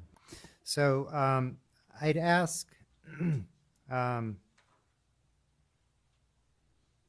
maybe Joe to touch again on the after I'm done the mitigation measures, because I know they make a lot of claims about the mitigation measures not being implemented.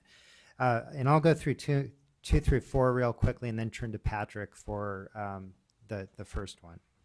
And that's fine. And two, I'm not trying to put Joe or you on the spot, or both Joes on the spot about this issue at this point in time. I just, and outlining a concern that I have that I think, we just want to make sure this gets looked at in some detail as we move forward. Okay. And this brings up another one in the presentation here. It's hard for me, I went through this and I flagged this with my little Post-its and such, but I think on some of these, it would be good just to have them listed as exhibits like we do in some of our other stuff of what the various letters are and from the different folks involved and stuff. Okay. So I'll go ahead and start quickly with number 2. and if I recall the details of their comments, they're saying as a condition of meeting the WDR objectives, there are new activities proposed that do not have waste discharge requirements. So a number of those activities would be addressed by our separate set of waste discharge requirements that would apply to discharge to groundwater within that drainage problem area, or so within that grassland drainage area. And the reason it's being done separately is that we're focused on what's coming out of the San Luis drain and going into the receiving water. So it's not an NPDES permitted activity, but it's sort of that typical, discharge to a receiving water.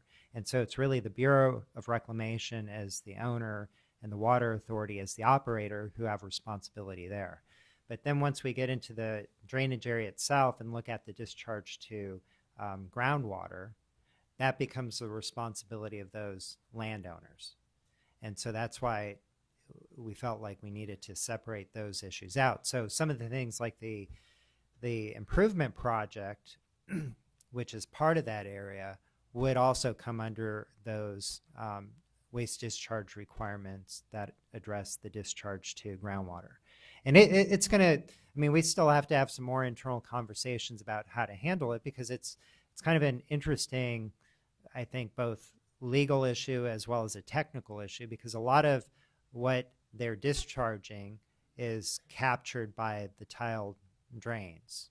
So it's not like what we've been talking about in the irrigated lands program, which is the more typical, you have percolation past the crop root zone going to an aquifer. There is a certain amount of that, and probably a large amount, that's being intercepted by the tile drainage system in the area.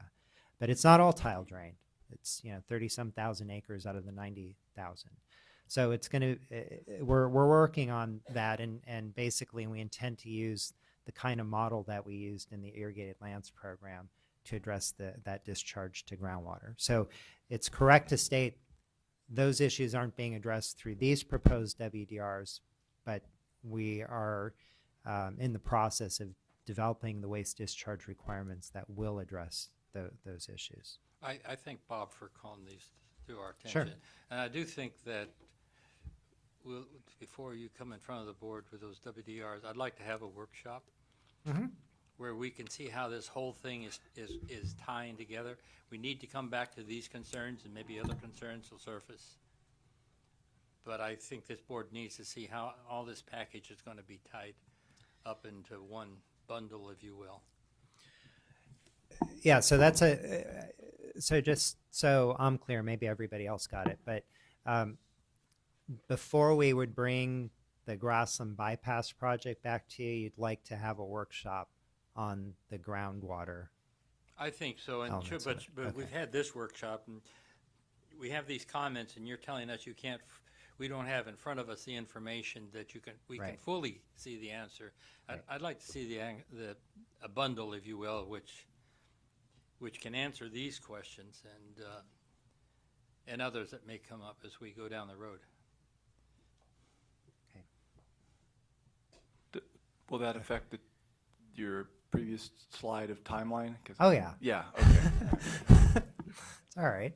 That's one of the reasons why we come here, to get direction. So, yeah, it will, because we haven't, we would run this the same way that we've run, our other workshops, where we'll get an administrative draft circulated so people will have time to look at it and provide comments before coming in front of you. So, and we're not ready right now. That's what it to- sounded like. Well, unless this is a killer recommendation for the workshop, it would throw timelines completely out of wonk. I think it's necessary. This is a very critical subject, and when we finally get an order in front of us, we don't want to be scratching our heads and thinking, oh my gosh, if I'd known that or this, maybe we could have done it a different way. I think that we need to be careful as we go down the road and make sure that we do answer questions like this and get it right. Okay. All right, and then, again, we will look real closely at the specific comments they had in terms of number 3, their contention that the proposed monitoring and reporting is not adequate. I mean, my initial look at it is I feel like it is adequate. You know, we're capturing, you know, the discharge, characterizing the discharge and the effect on the receiving water, and we have the stormwater monitoring for the wetland channels. You know, from what I recall of their detailed comments, they wanted some of the other monitoring that Joe mentioned, some of the upstream monitoring included in our WDR, some of the other wetland channel monitoring. I don't know that that's really needed to evaluate compliance with the requirements we have in the order. You know, what they have in their use agreement, as Joe McGann mentioned, is they have some additional obligations there. Well, Okay. Dr. Longley, can I, Joe, there are 2 documents here that are regulating them, the use agreement and our WDRs. So, Joe, under the use agreement, if they fail to do the monitoring in accordance with the use agreement, they're still subject to some level of enforcement or penalties. Is that correct?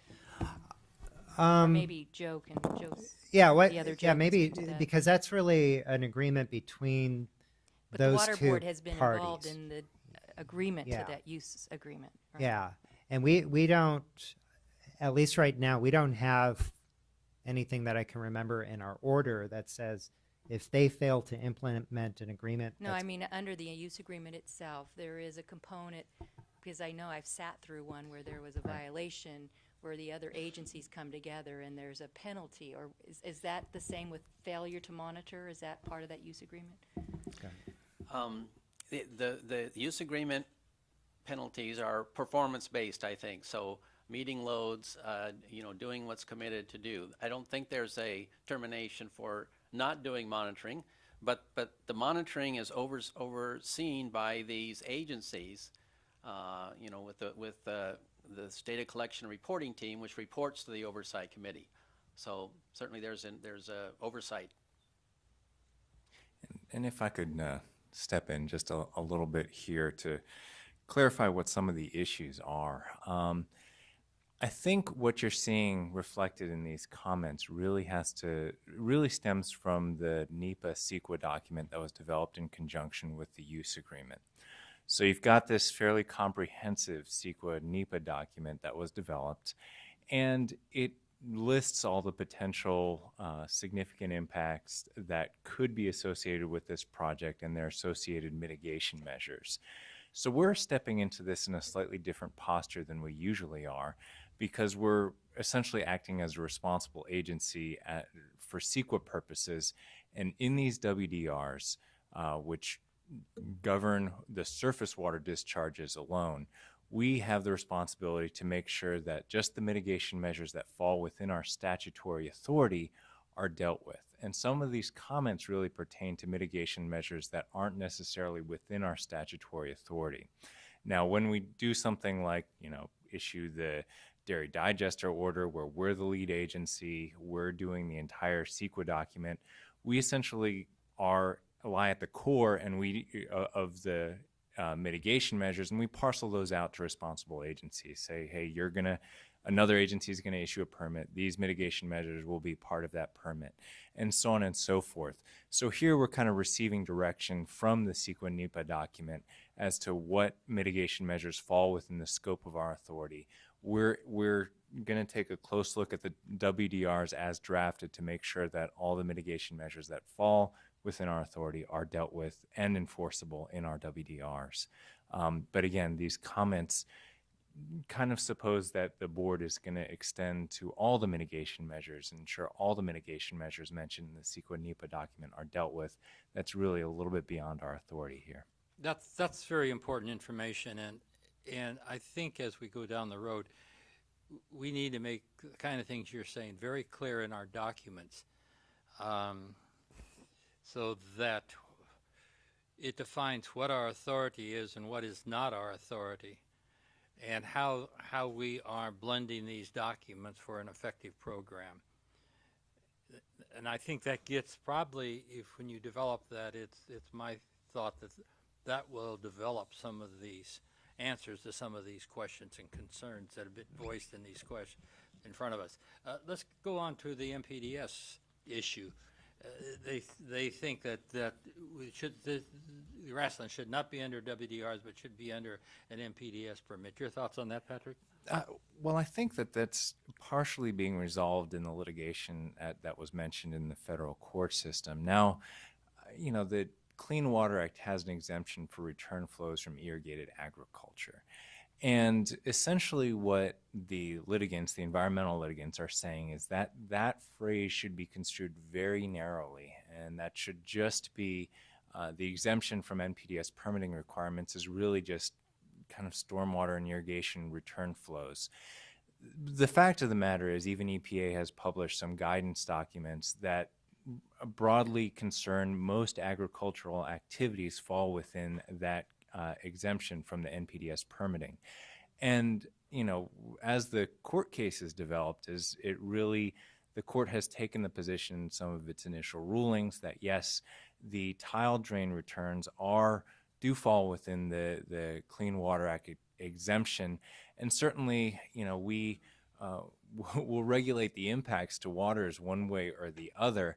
But it's our position that we want to be consistent with the federal courts. We want to be consistent with that, with the EPA guidance documents. And frankly, we'll regulate this under WDRs because consistent with our basin plan, we believe that this falls within the Clean Water Act exemption.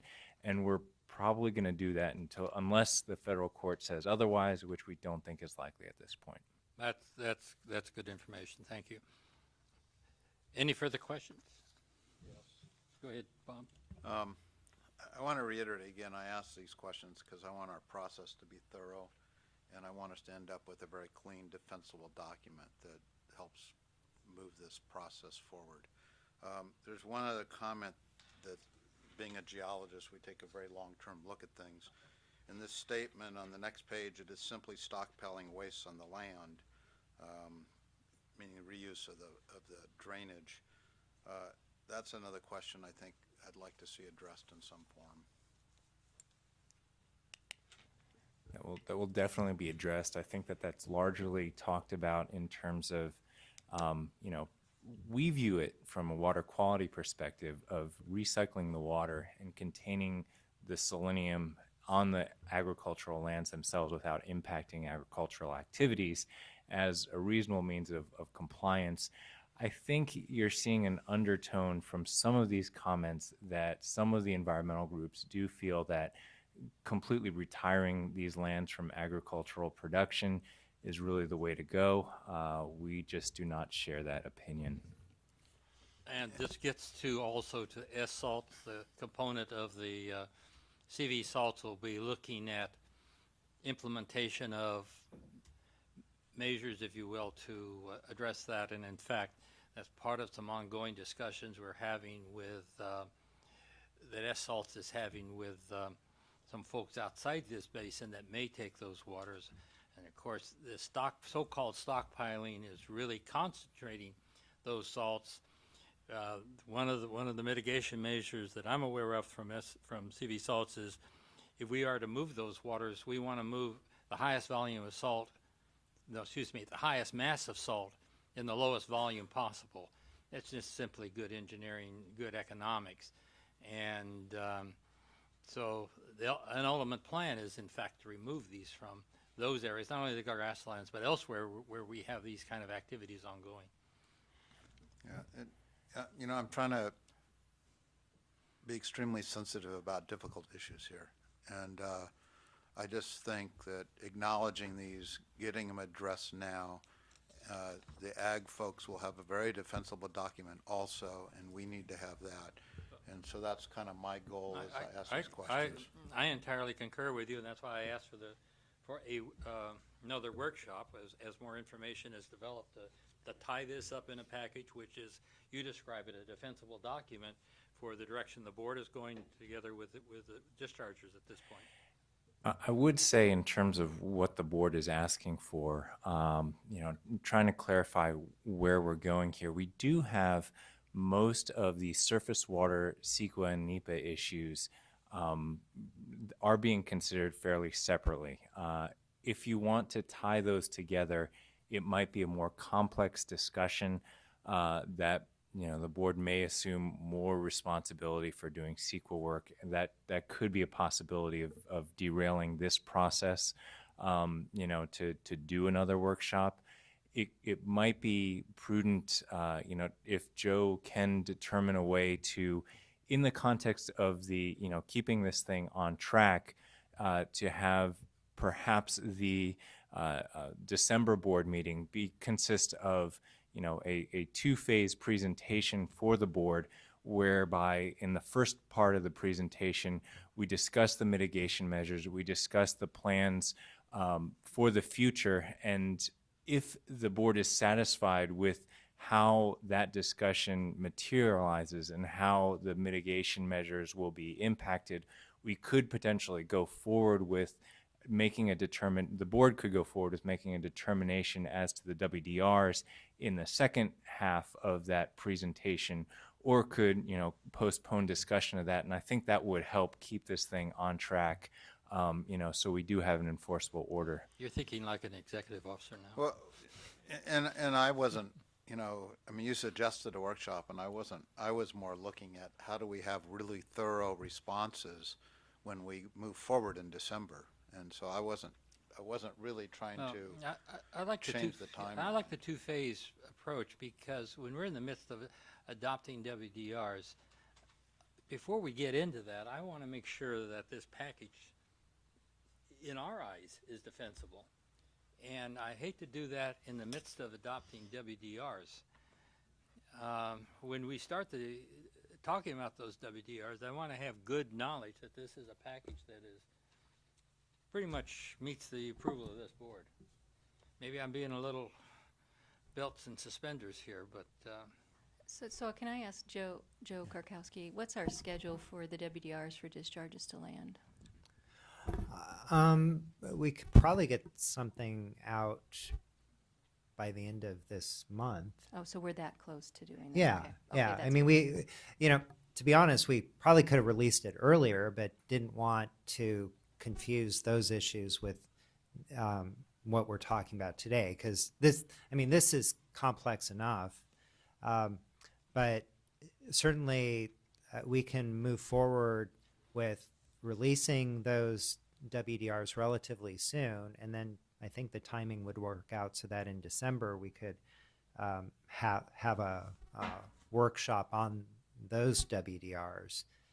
And if you wanted to have the hearing on the Grassland bypass project at the same time, we could do that. But as Patrick said, the CEQA and NEPA are done for the Grassland bypass project by the Water Authority and Bureau, so we're trying to keep that in a separate order.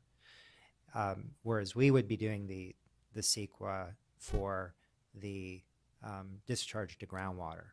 That's going to be on Yeah, but us. all of that needs to be shown in one document somewhere, so when somebody goes through this, all the information is in one place where you can find it. I just got finished going through some board documents on another topic. Information was in appropriate documents, but it wasn't pulled together in a master document, if you will, and that's what I'm looking for here. And I think we could do both of those components consistent with that direction in December. Thank you. Any further questions? Do you have anything else? Well, do you have people who wanted to testify or comment? We have one. Oh, okay. Oh, we have two, in fact. We'll start with Tom Stokely.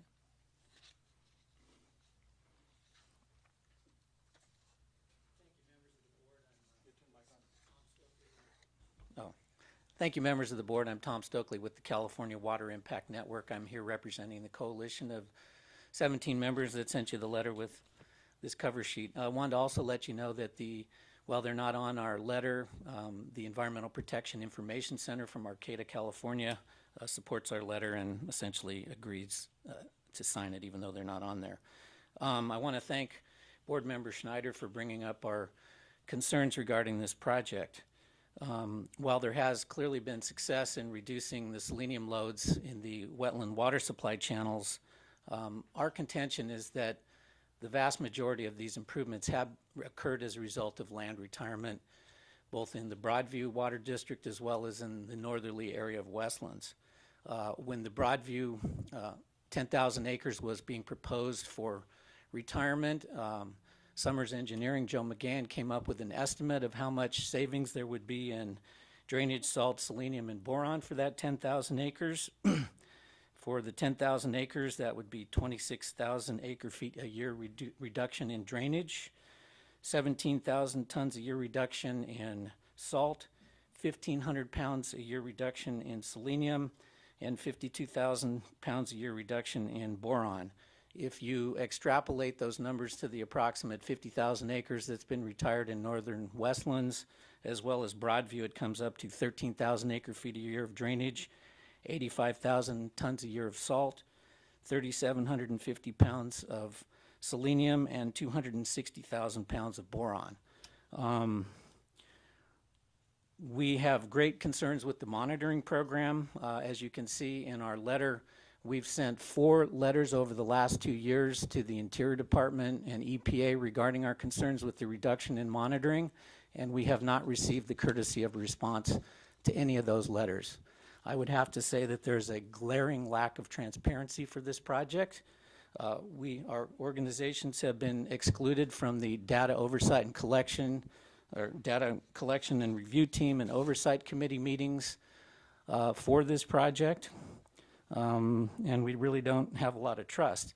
Regarding the monitoring program, I won't go into the details, but the exclusion of sites L and M will preclude the ability to monitor existing ongoing unregulated discharges from the Poso drain and the Almond drain area, which were documented by one of your staff in, I believe, the year 2000. We don't believe they're compliant with the requirements in the use agreement, although again, we haven't been given any reports, so we really don't know.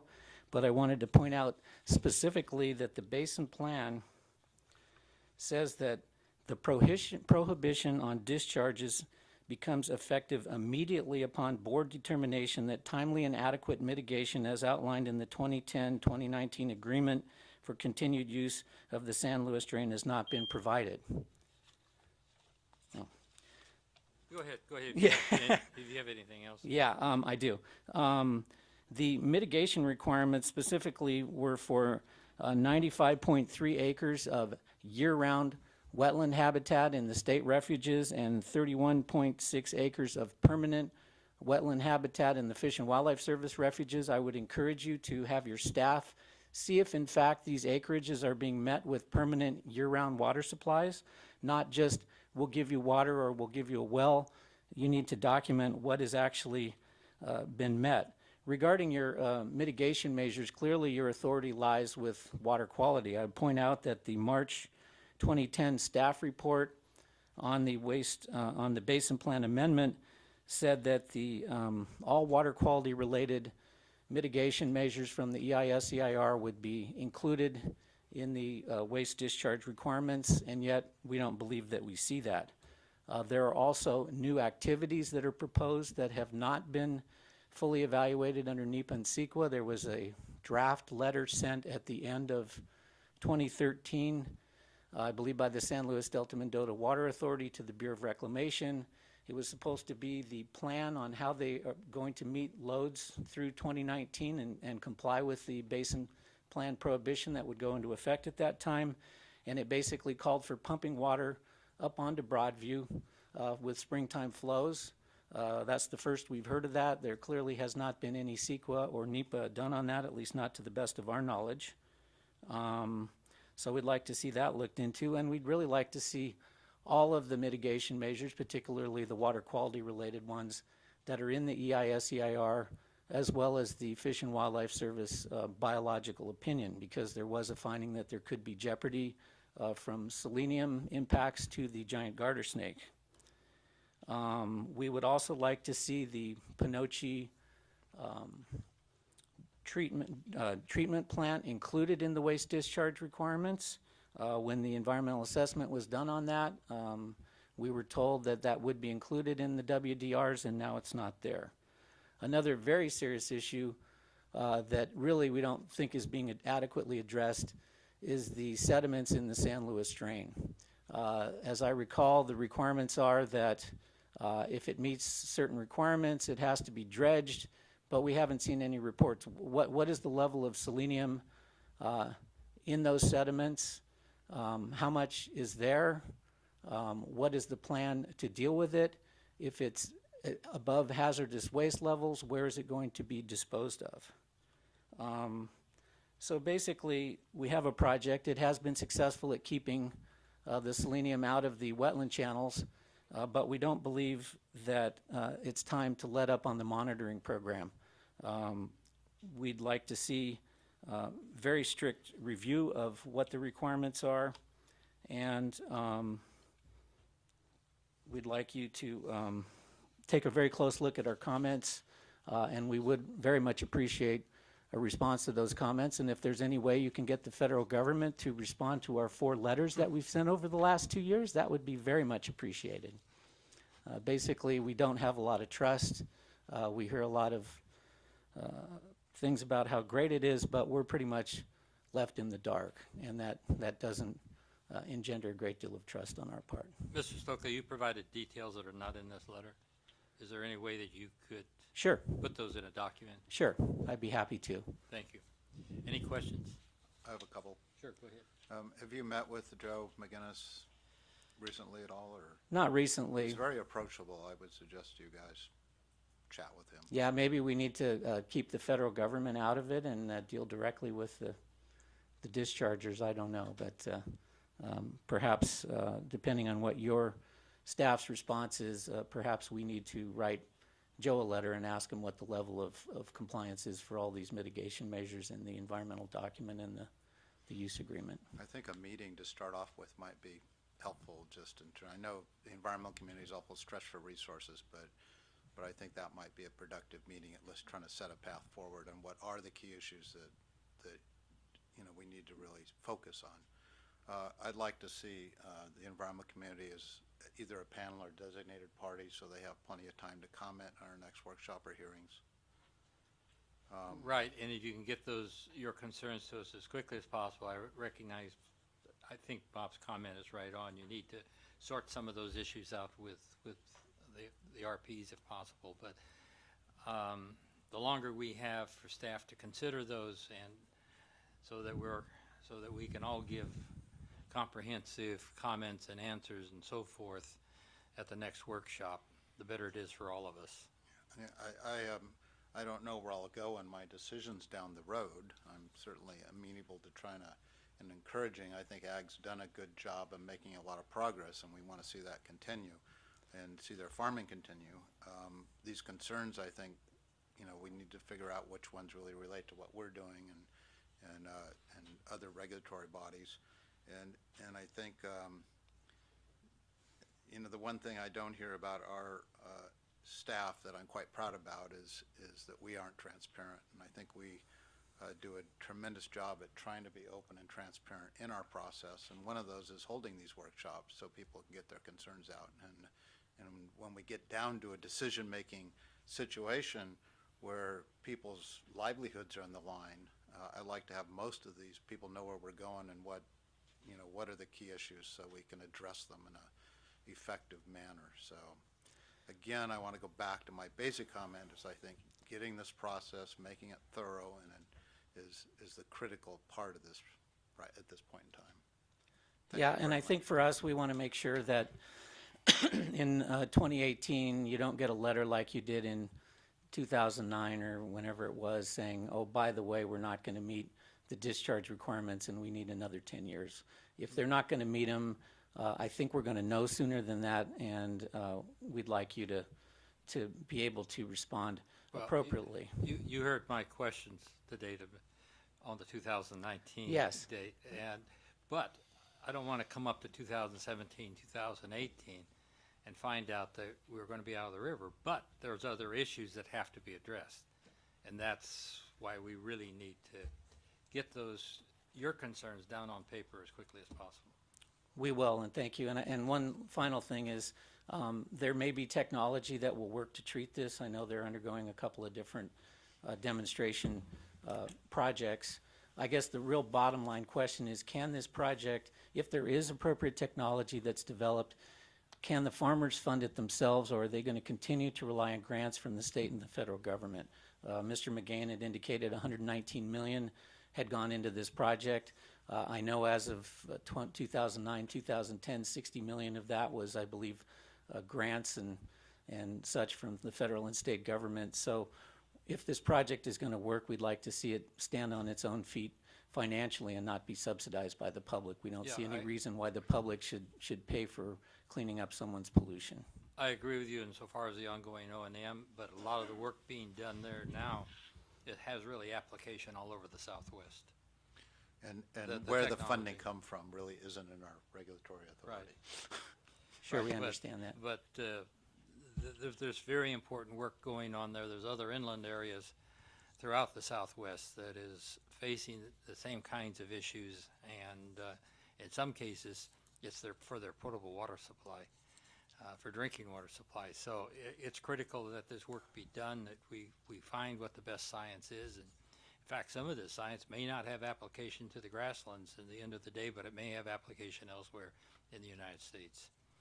Yes, and what was mentioned by your staff, I believe, Patrick, over there, is that we do believe that land retirement is the most cost-effective method to deal with this project, and we believe that's borne out by the reductions in salt, boron, selenium, and drainage from. Your comments project. are noted. Thank you very much. Thank you. I have a card for David Corey, Desjardins Ranch. Is that correct? Yeah, was it Longley? Is that the last name? Chairman Longley, members of the board, David Corey, representing my family farming operation. You guys see me on a regular basis here, but at the moment I'm sort of wearing my farmer's hat. Desjardins Ranches have been farming within the drainage impacted area, the Grassland Basin drainage area, for over 70 years. My grandfather started farming that dirt many moons ago in the early 1940s.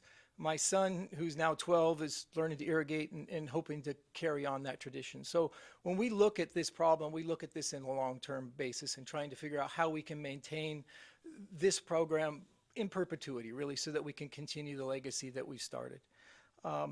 Again, 4 generations we've been farming out there, and we want to keep it going. You see me all the time on other water quality issues in front of the West Side Regional, the West Side Coalition, those sorts of things. But really, I got interested in water quality issues because of this program, because it affected my farming operation. I actually went to law school to learn about water quality issues because I realized fairly early on when I started working on the ranch that you needed a law degree to farm these days. And it's been very handy. I'm very proud of what we've accomplished, what the regional managers have done, what all the growers have done in this area to address this very difficult problem. They're really problem solvers, and we've have a proven track record, which Joe McGann went over, of addressing very difficult issues.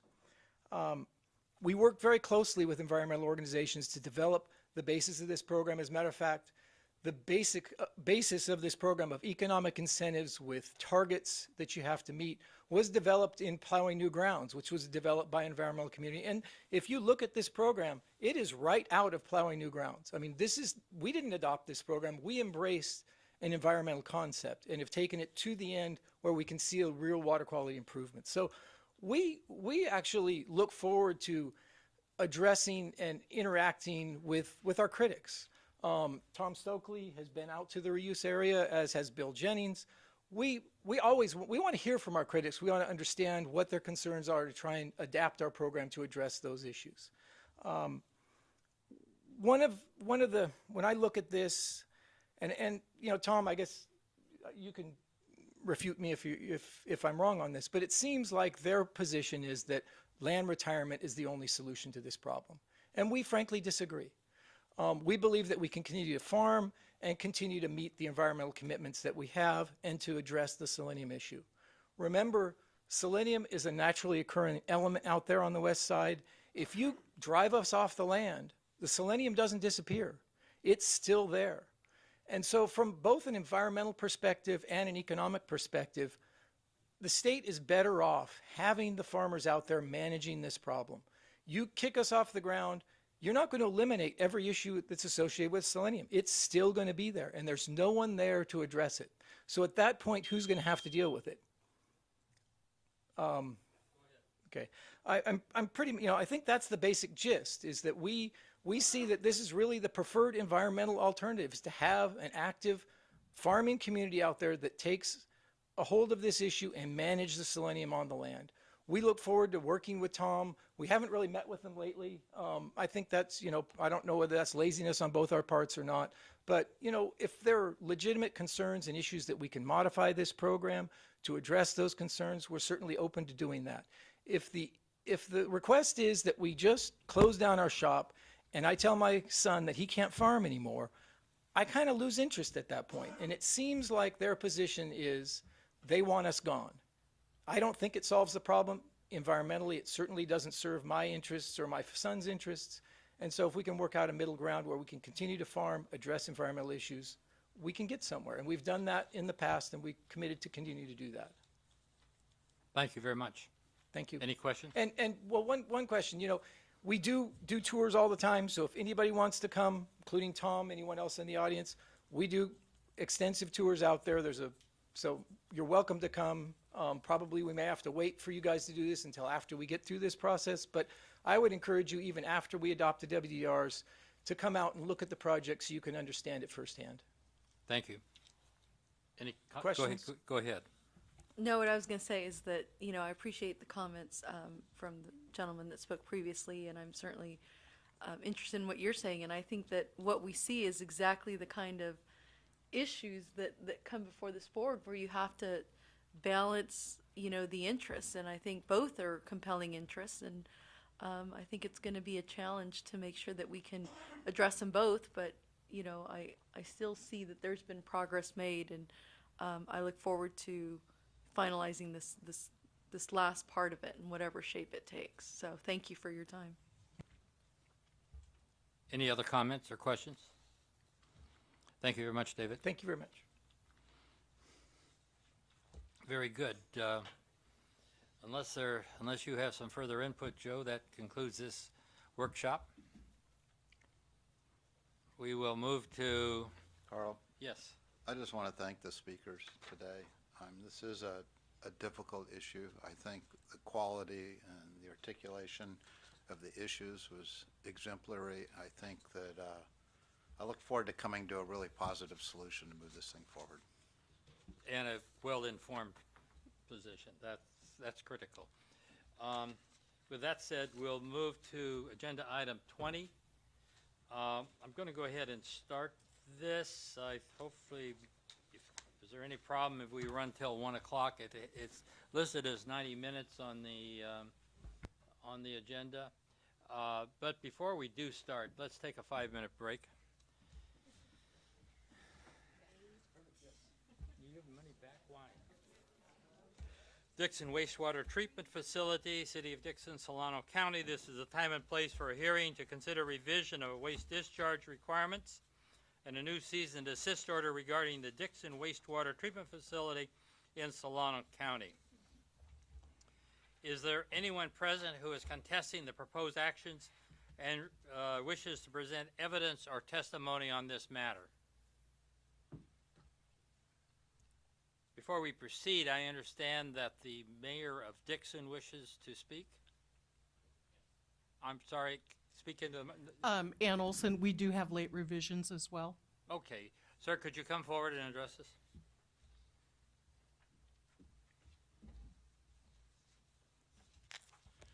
Good morning, or yeah, it's still morning. It's a pleasure for me to be here, and as an elected official, I assure you that my comments are going to be very brief. It's not unusual for elected officials when they appear before boards and commissions to go on and on and on. My primary purpose here today is just to thank Pamela Creedon and her staff for the great work that they have provided and assistance they have provided for the City of Dixon. We've been doing this since 1994. I haven't been doing it since 1994, but We are, I think, on the home stretch. I appreciate staff's willingness to sit down and work with our staff, and Stan Tech has done an outstanding job. So I'm just here to say thank you and let the proceedings begin. Thank you. Thank you very much. And I just want to compliment the city of Woodland. I mean, I live nearby, and a small rural community. It's a growing community. It's a dynamic community with a lot of nice new restaurants. And I think you did a great job here working on this. Thank you. Mr. Schneider, I think you meant City of Dixon, not Woodland. I'm sure Woodland's doing a good job too. But I spend a lot of time there. That's where my office with the volunteer organization I work with. The city of Dixon in Solano County, which I love to visit regularly. Thank you. Funny thing, when you said that, I heard Dixon.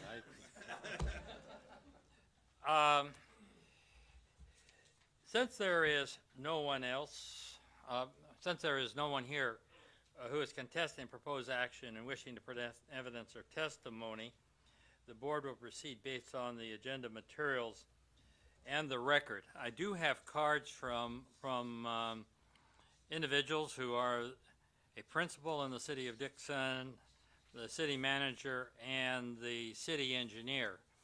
This is not being contested. Do you wish to say anything to the board at this time? Seeing nobody, we will proceed. You please give us late revisions. Oh, okay. Anne, would you like to Yes. address them, please? Thank you. Good morning. My name is Ann Olson, Senior Engineer in the Sacramento office. We are proposing some very late revisions. Our apologies. We are proposing a very minor revision to one of the interim effluent limitations, and that is the interim effluent limitation for boron. We are proposing that that limit be raised from 1.2 milligrams per liter as a flow-weighted annual average to 1.4 milligrams per liter as a flow-weighted annual average, and that is consistent with the final effluent limitation for boron. Thank you very much. Can I ask, what's the practical implication of making that change? From a water quality standpoint, we believe there is none. These interim effluent limits only apply through June of 2017, and it's an accommodation to the city on account in part of the drought and in part due to some recent monitoring data which indicates their effluent chloride levels may be increasing slightly. Any other questions or comments, members of the board? Does council have any legal issues? None at all. Thank you very much. Hearing is now closed. The chair will entertain a motion to revise the waste discharge requirements and the cease and desist order. I'll move those with late revisions. Bob moves and Jenny seconds. This is a roll call vote. Call the roll, please. Mr. Schneider? Ms. Moffett? Ms. Ramirez? Mr. Costantino? Dr. Longley? Aye. Motion carries. Very good. Motion does carry. And with that, I thank everybody for their hard work the last 2 days. And we are adjourned to the October, what are the dates? It's before, I think. When is well, before we adjourn, when is WQCC? Might be on my calendar.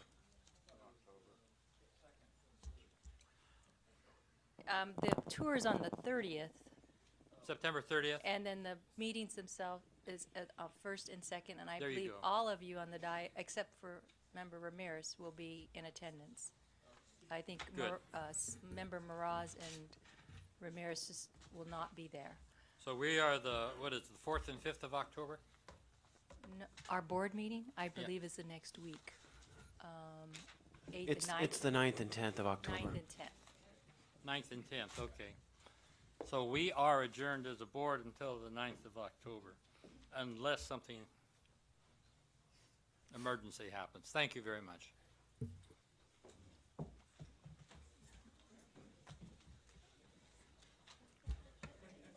That was fast.